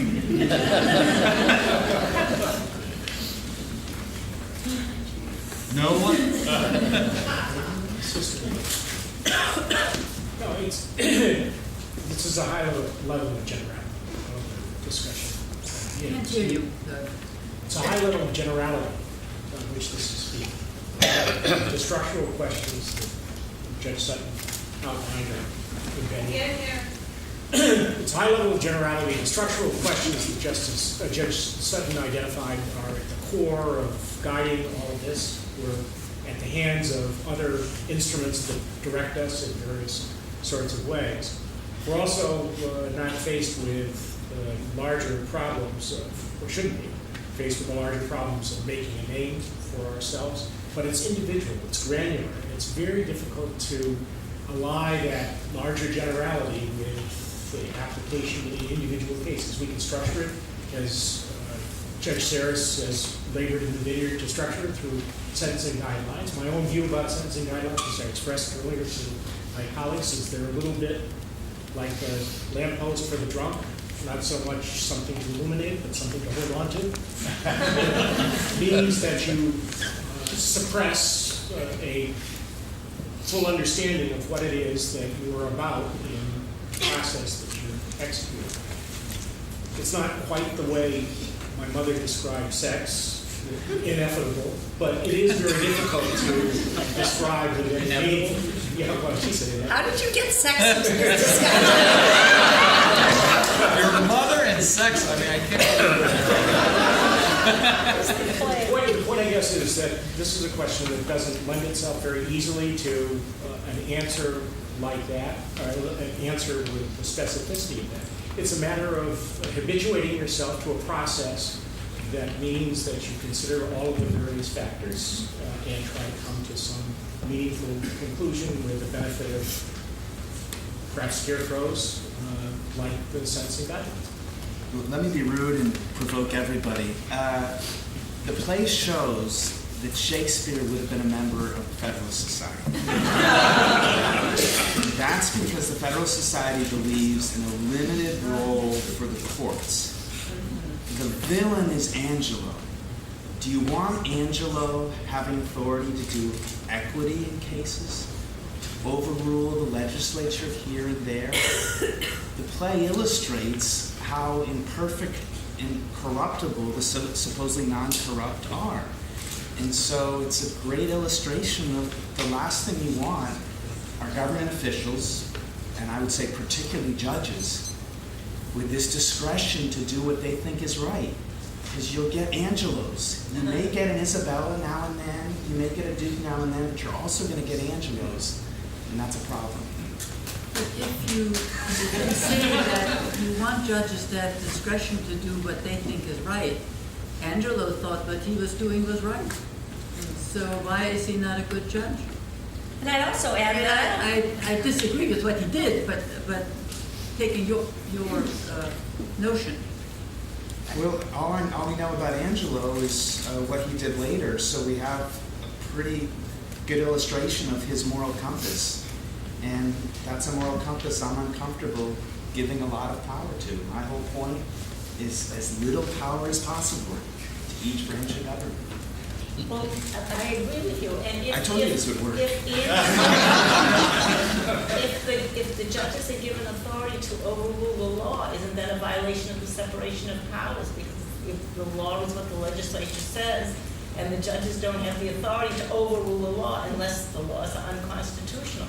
Furthermore, when you read, Dan, that the Duke told Angelo to modify the law, that isn't the oath that we take. We don't take an oath to modify the law. We take an oath to uphold the law. But the question goes to whether qualifying the law is the same thing as administering justice. I mean, Judge Sutton went through a litany of various checks and balances that exist not only within the branches, but within the judiciary itself. I mean, the right of appeal, the right of, if you're an appeals court, you have to convince your panel members to agree with you. You have various doctrines which require an examination of public policy or the most narrow reading of a statute or stare decisis. And I mean, aren't all of these things a part of your playbook in terms of qualifying the law so that it is not, so that justice is served? But if you tell judges to do justice, you might have some judges who are good judges and some judges who are bad judges, and you'll have bad justice as well as good if you don't have enforcement of the law as it's written. And I think the Duke was not such a hero, actually. When you think about the Duke, in other words, if you're worried about the judges, the Duke.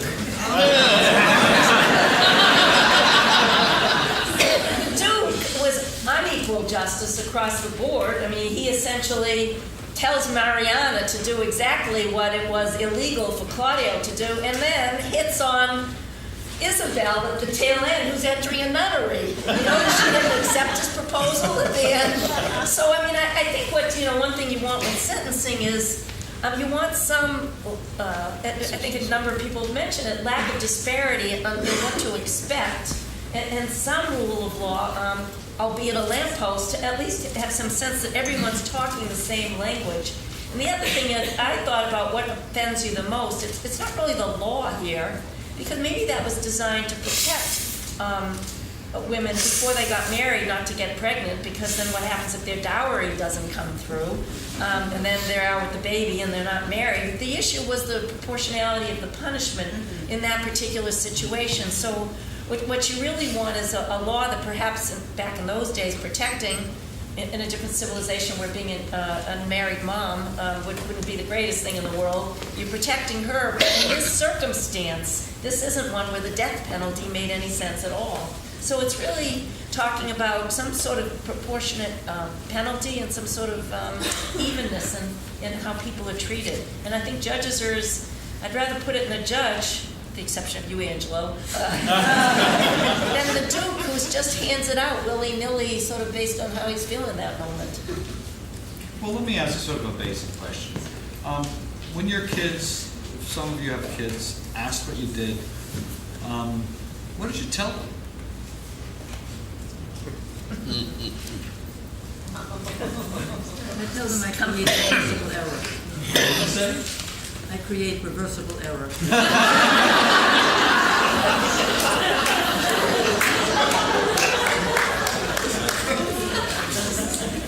I've been a judge about a week, and I was talking over a problem with my wife, who's a lawyer, and she kind of scowled and said, "You seem to be kind of judgmental about this."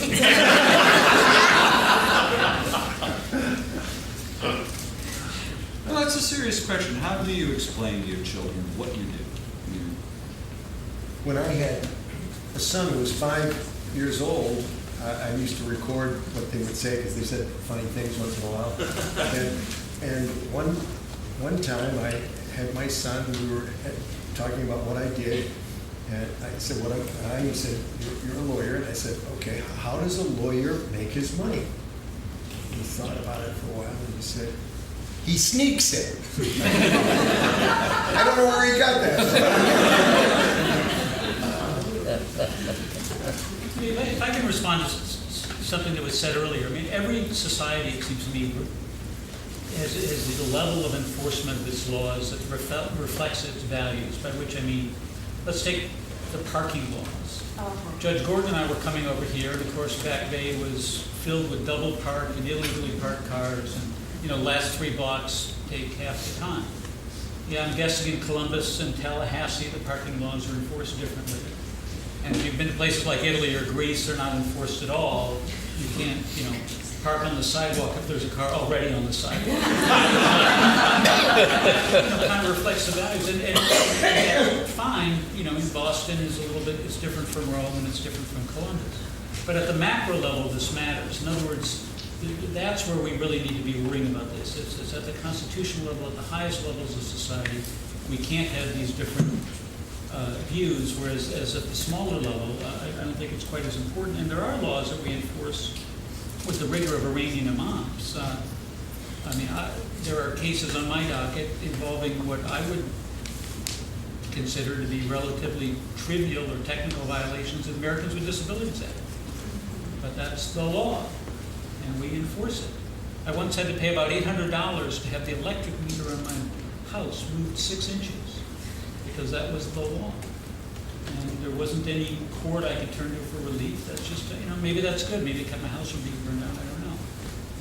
And at some level, we do enforce things rigorously. And, or maybe in Italy, maybe not. You can put the electric meter wherever you want it.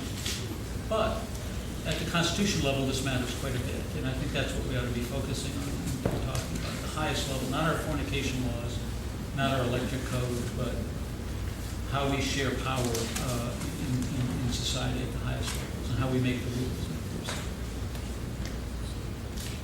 So you have a question? May we ask questions? Sure. It seems to me that immigration divides this country as much as any issue. And I just wondered if anyone wants to address the issues in this case and take it way on up to immigration and enforcing law or justice. Yeah, I'm not sure whether any person on this stage is in a position to give an opinion on immigration and the enforcement of immigration laws because of their unique circumstances as being judges. So it's kind of hard to address specific policy issues in that context. Does anyone disagree with me on that? But I think the question is, well, should they be enforced or not? Yeah. Are we serious about this or not as a society? I mean, one of the things that my experiences overseas are focused in on are corruption. A lot of countries have corruption laws and they're not enforced. So culturally, they're just disregarded. And it has huge impacts on the confidence people have in their government, in their judicial systems, and everything else. And going way back to the early 1980s, I recall one of my first corruption prosecutions as a prosecutor. We were prosecuting corrupt acts in the city of Boston.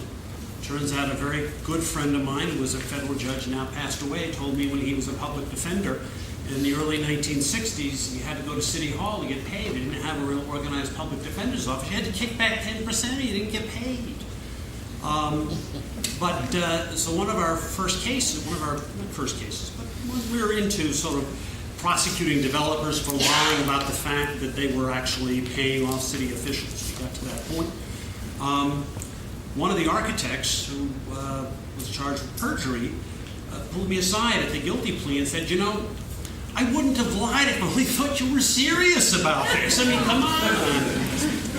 If I told the truth, I'd never be able to do business in this town again. So I didn't know you were all going to take this so seriously and follow through on it. So I'm so sorry I did that. And that's a local example, but overseas you see that in so many countries. So the law is important, and you have to have an enforcement strategy. It has to be meaningful. People have to respect it, and it creates a cultural change as well. Question? Sure.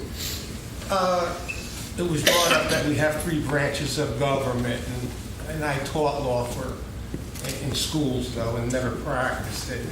And I always try to tell my students that the 3 branches, one makes the laws, one enforces the laws, and I always portrayed the judges as the human factor. You listen to the people, and you're the human factor, I taught, that heard the story and came up with the punishment that fits the story. And I always gave the example of stealing milk. If a young, strike young, if a person steals milk and the story was for a bad purpose, you could give a punishment. But if the story was the mother stole the milk because the baby needed it, you could give a different punishment. So I always viewed judges as the human factor. You listen to the story. That's why you have parameters that you can work and say you can give the maximum or you can give the minimum sentence. And I'd like to hear your viewpoint on my viewpoint. Thank you. I think it's absolutely right that in criminal cases, preeminently, it's important to be able to take into account mitigating and aggravating circumstances, because not every theft is equal to every other theft. And the example you give, I think, illustrates that. I think a system that takes seriously justice, it has to be individualized. And that's why I think it's important that we always consider when we're structuring criminal law, it's important to take into account there's this need for individual consideration of the circumstances of the person and of the crime. Because without that, you'll get results that just don't really stand up, that don't make sense. You may have a certain rough equality, but you're imposing equality when there's an underlying inequality, and that doesn't make sense.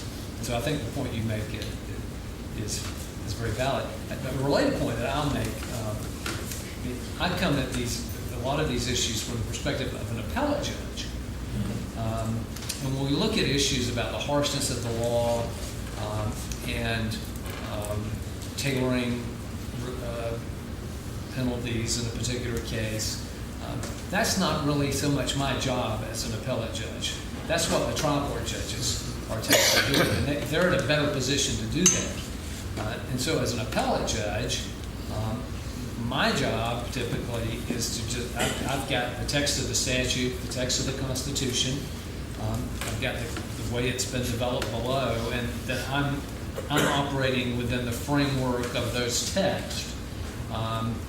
And in interpreting those, I don't have the same sort of discretion that trial court judges have when they're operating in areas of the law where discretionary calls have to be made because of the complexity of the facts and the circumstances. And without vesting a judge with some discretion, you're going to end up with results that are not equitable.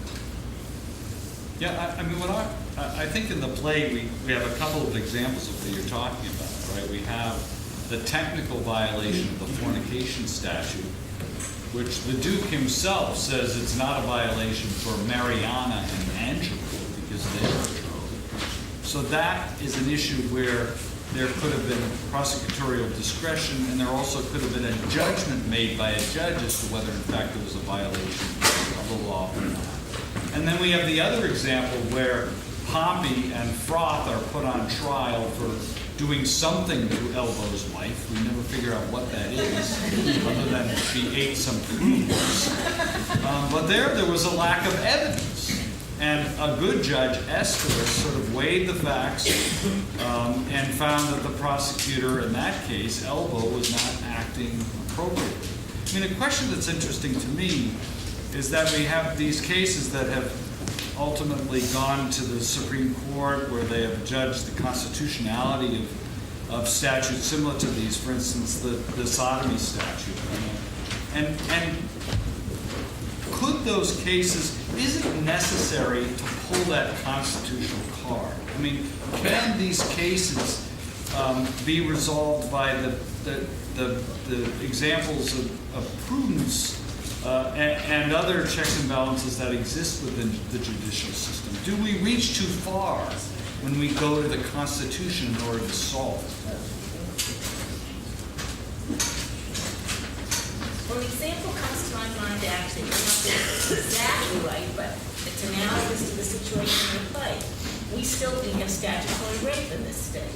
And I presided over trials. I'm sure the other trial judges here or in the audience would have had the same experiences. A boy and a girl are sleeping with each other, having sex with each other, and the girl is underage, and they're going together, and then all of a sudden they break up or something happens, and the mother of the girl, the mother and father of the girl find out, and they're very upset, and go to the district attorney, and the young man who's older, a little bit older, is charged with statutory rape. You've all had these trials. We have to enforce the law. It seems very unfair. There could be just a year age difference, and you have to, in some way, sentence the man if there's a guilty finding, a guilty verdict. I mean, I think that's somewhat close to this case. I mean, it's not a penalty of death, but it's in our society today that isn't really a crime anymore, and yet I at least have seen cases, but I know cases like that. Well, in cases like that, the defendant may have to register as a sexual offender.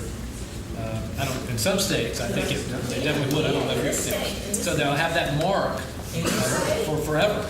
I know in the state, but are you saying that the defendant should be found not guilty and we should disregard the law? Right. So many of these questions, I mean, particularly appellate judges, I mean, the real question is who decides? I mean, is this a call for the jury, the trial judge, the legislature? And I don't want to defend those laws because those guys, I've had a couple of those cases, and it's incredibly harsh. But it's not cost-free for judges to fix those problems. And the reason it's not cost-free is if the legislature or local city governments learn that the courts are going to bail them out when old, foolish, silly laws are enforced, they're not going to review these laws. They're not going to assume responsibility for keeping them up to date or repealing them when they should be repealed. And they're not going to steel themselves for the next misbegotten urge that comes across society. I mean, I really think the last thing we want is we have judicial review, and we most assuredly should enforce the guarantees in the Constitution vigorously. That's a good example of something that most judges, federal and state, would be uncomfortable with that. They would be that if you did a poll, they just would be uncomfortable, and probably if they were voting, they would vote to repeal them or change them or increase the gap. That probably is often the best thing, the gap between the age of the two people. But every time the court or a judge goes down that road, a message is, hey, this is a very difficult political issue. You don't have to deal with it because we've got human judges who are going to take care of it, and that's dangerous. So it's an example of two truths on opposite sides, and they're very much at war with each other. Do you think it's incumbent upon judges who are put in that position to follow the law, but to advise the legislature and the public as to whether the law is just, and suggest to them that they may want to reconsider the law? Well, the ethics rules are tricky. We're not supposed to comment on political issues, but I personally think it's well within our rights if we've got a case and we're uncomfortable with how a law is working to point out what seems unfair or wrong about it. I think it's a very healthy thing to do. It's not a letter to the editor. It's in a case, a controversy in front of us. It's not unusual for judges to uphold something and acknowledge along the way that they're uncomfortable doing that, and I think that's very healthy. I almost feel we should do that so people will know and perhaps make a change as a result. It's called a concurring opinion, where there are judges who concur but point out the terrible flaws in the law that the legislature should pay attention to, or the injustices. Yes, sir. I know you've been waiting for that. Well, I'd just like to return for a moment to the context of the play and the role of the Duke. The role of the Duke seems to me to be a little unusual in the sense that he is legitimately trying to restore the rule of law to a society he's presided over a period of time, sets up a hard man to enforce it, catches the hard man in the contradiction, then takes false evidence sent to the man with a head and then the body of a disguised woman, and in the end unveils the indiscretion, and he winds up with a girl. Is he not being just too sanctimonious, and does it not undermine to some extent the restoration of what he's trying to accomplish, and that is the rule of law in the society? Finally, a kind word about Angelo.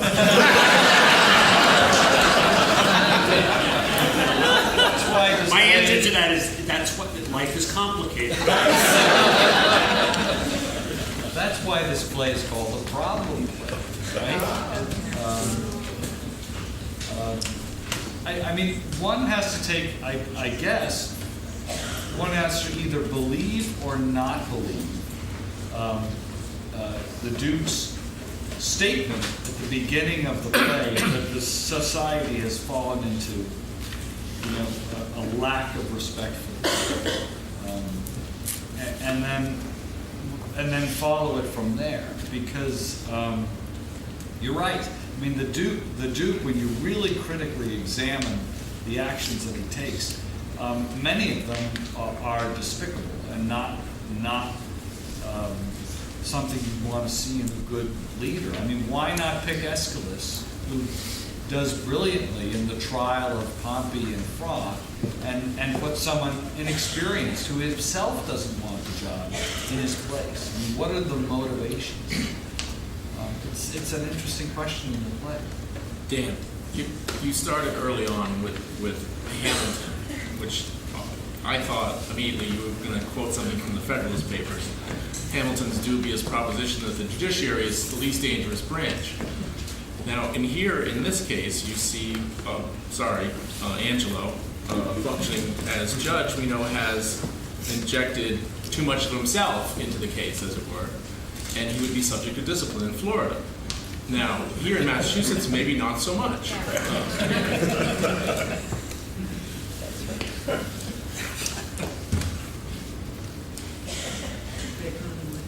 You know what I'd love to hear is from the former prosecutors, and Bill Meade, who served as a counsel to prosecutors. How do you make judgments about prosecuting these type of cases, and what governs prosecutorial misconduct? Well, prosecutors in Massachusetts are elected on a county-wide basis, and they're responsible to their electorate for the decisions they make and the exercise of that discretion. Having advised the governor on judicial selections and being fortunate to be one myself, you're often asked the question in the judicial selection process, why are so many judges former prosecutors? And one of the underlying principles that plays out in so many situations is that the prosecutor, like Bob and Eric and others, has had experience in making decisions about people's liberty vis-a-vis the crime from which they've been charged, or whether there should be a prosecution at all. So it's easier for those people with that background and experience to slide comfortably into the role in a different branch of government in meting out justice and making ultimate decisions on people's liberty. You know, as a former prosecutor, I find that somewhat Pollyannish. It got me confirmed. Yeah. So there's my point. I mean, part of it is that argument that they've had experience in this area, but the other argument is that they know the people who make the choices. It is, however, the dirty little secret about the criminal justice system. The real power stands in the charging decision. It stands there for purposes of sentencing, how much discretion to recur to Judge Sutton's construct is used in this area, and the judges have a relatively small amount of discretion in making the larger decisions that we're talking about. Any prosecutor with half a brain would have let this law fall into destitute. The idea that you would choose this law as the mechanism by which to invigorate the scarecrow is beyond belief. Nevertheless, it is the case that it's not just rogue prosecutors who get themselves involved in enforcement of cases that should not be enforced. And that's where the real power rests in the criminal justice, the fundamental power rests in the criminal justice system. Ours is the granular responsibility. Ours as judges is the granular responsibility. But that's where the fights are now, certainly in the federal system, over what are you going to let the argue with the U.S. attorney to charge, because that makes all the difference in the case. It defines what discretion, if any, the judge has. And to talk about the judge being the warm face of the law, perhaps the warm mask of the law, is a little bit closer to what is actually going on. And just to put not to find a point, the prosecutor on the federal side, and the state side a little bit too, decides when to charge a crime that will carry these mandatory minimum penalties. So, for example, whether or not it doubles, or whether or not there's 5-year minimum or a 10-year minimum, they decide when to charge that and when not to, and the judge has almost no say over that. Well, I strike that, has no say over that, and it really ties our hands in terms of sentencing.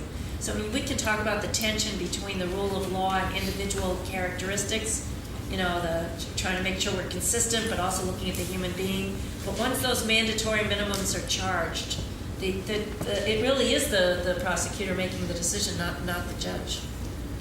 Or even more fundamentally, making the charge, deciding that I'll go after a fornicator. What kind of fornicator should I go after? And that's what makes... Are there mandatory minimums for fornication? There was in this case. But I guess the point is that we're talking about judges when the judges are the last end of at the end of this whole process. And the process is shaped to a very substantial degree by the prosecutorial discretion.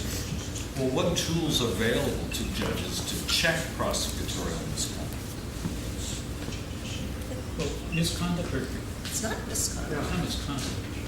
Well, putting aside the mandatory minimums, which are a separate issue, I mean, there's a tension here in all sentencing decisions and really criminal cases between individuality and conformity. It's a zero-sum game. Everything you do to make the sentence more individual makes it less uniform. Everything you do to make it more uniform makes it less individual. And there's no way to resolve that tension. The sentencing guidelines, when they were mandatory, were very heavy on the side of uniformity. Now we've moved toward more individuality, and we have greater disparity, sort of racial disparity and other things creeping into the system as a result. And there's no answer to these questions. I mean, just to put it in simple terms, you have a white-collar criminal, who you think, oh, you need to slam that person. They grew up in a good home, and they had a good education, and yet they went and committed this terrible crime for no reason. But of course, we're also told that we need to look at, well, what are the person's prospects for rehabilitation and likelihood of recidivism, supportive family and everything, and that all favors the white-collar criminal. Everything that points in one direction, there's a factor points in the other, and frankly, it's a bit of a muddle for all judges, at least ones that are sensitive thinking about it. There's no easy answer. You want to be individualized, but also somewhat uniform. Having the guidelines, I think, is an important step toward uniformity. You need wiggle room, you need play in the joints, because every case is different. And where you're trying to satisfy things that are going in opposite directions, it's not possible to satisfy those different values in every single case. It's literally impossible, and you just do the best you can. I was struck, again, by the scene of the trial of Pompey and Froth, where they go on and on about these ridiculous details, and Angelo very soon... It's very realistic for the court. Well, that's my question. Angelo very quickly has no patience and gives up. While Aeschylus patiently listens to all of them. I mean, does that go on in your courtroom? And how do you deal with it? Every day, every day. So if lawyers are guilty of doing that, you have a way of brushing them back. But I assume that part of being a good judge is to listen with humility and respect to the individuals who are bringing their case before you, or who are being tried by prosecutors in front of you, right? Well, I've always wondered this as a court of appeals judge. The one thing about prosecutors, so in the federal system, it's repeat players. I mean, you've seen the same people over and over. And I guess I would have thought that you could affect things by, conveying surprise. Why this? Why are you doing this? I'm really surprised you charged this to get the mandatory minimum. Or why did you add? Is that a way in which the judges sometimes can change the position of the U.S. Attorney's Office? Or at the state level do the same thing with the state prosecutors? Depends on the shame level. The shame. If it's a really shameful kind of thing, then that's kind of embarrassing. On the other hand, they'll say, because this is our policy. the judge, but you don't get a mayor's choice. I didn't say it like that, but that's the gist of it. There is, the interactive process can perhaps rub a little bit of the roughness off. But no, these are people with different job descriptions and with different choices that they make. You hope to make them better than they do.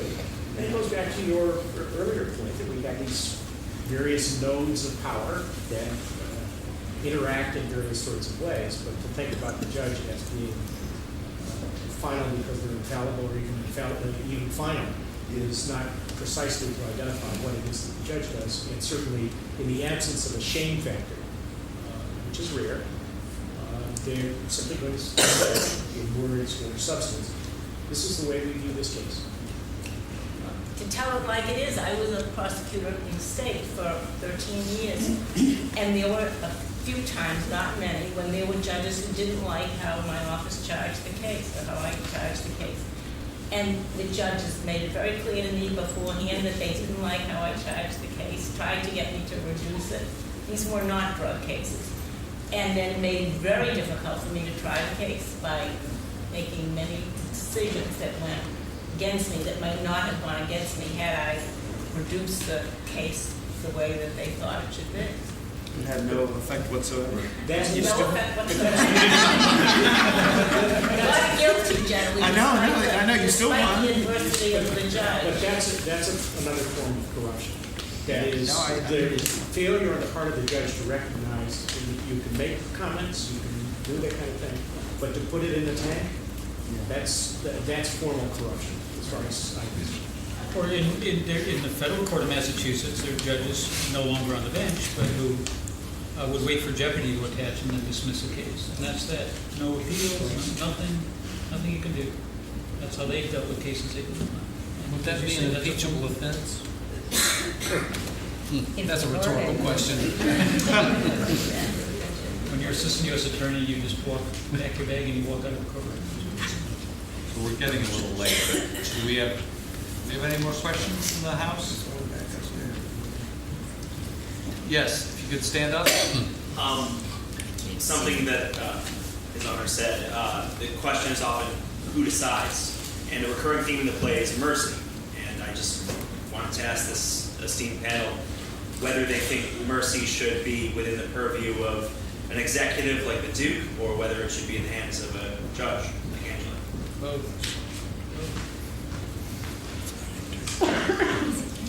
There is a structure. The judge has a little grid within which the judge can make a choice, and then the president can make choices about pardon. And that's a profoundly political decision, I think, political in the broadest sense, and also in a sense that might be corrupt. But the point is that there are a variety of ways in which mercy can be introduced into the system. And the answer is yes to your question. But Judge Hillman, you labored in the state district courts for some years. These are our lowest courts. Is there room for flexibility, mercy, in that arena where it might not exist in a federal court? Every day is where the battle being fought. Is in that court, in those courts, and that's where you're going to find the larger measure. And can you give us an example? Well, it's in the state district courts.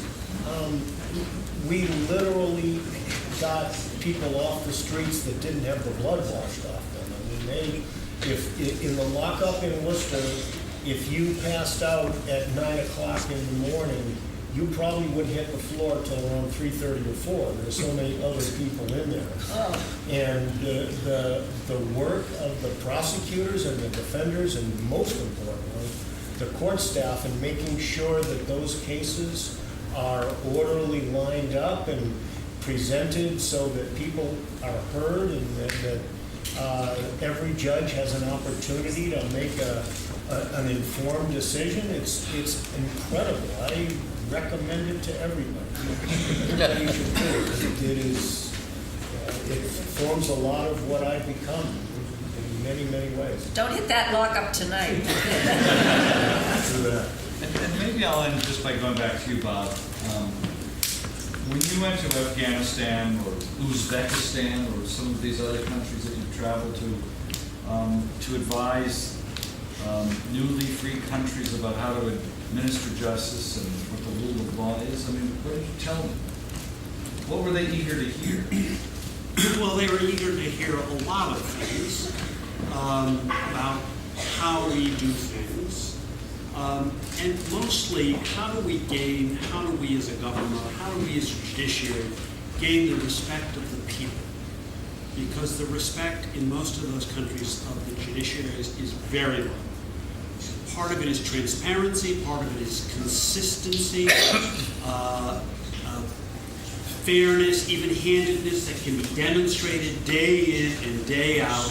This is meaningful, you will be heard, you will be treated fairly, and creating that kind of judicial culture, which is what our central goal is, to ensure that people have trust that they can get justice somewhere. And they can feel it, touch it, see it, day in and day out. So it's judicial ethics, it's transparency in court proceedings, it is a culture of understanding the role of a judge. And judicial training, I mean, those are the pieces. It's not, well, we're judges, therefore we should be respected because we're judges. That's not going to get you very far. You have to demonstrate all of these different ways. And they really are interested in how we've made that work. But it's law enforcement across the board, isn't it? Well, it is. It's rule of law that makes the difference. No, it is, but there's a great focus on, there may be a lot of other injustices in society, but if we can't get justice in our courts, we can't get justice anywhere. So, I mean, I agree with you on that, but my focus has always been the role that the judiciary can and should play in ensuring a just society, and one in which people can have confidence, and it's really important. Well, I hope you all can have confidence in this great group.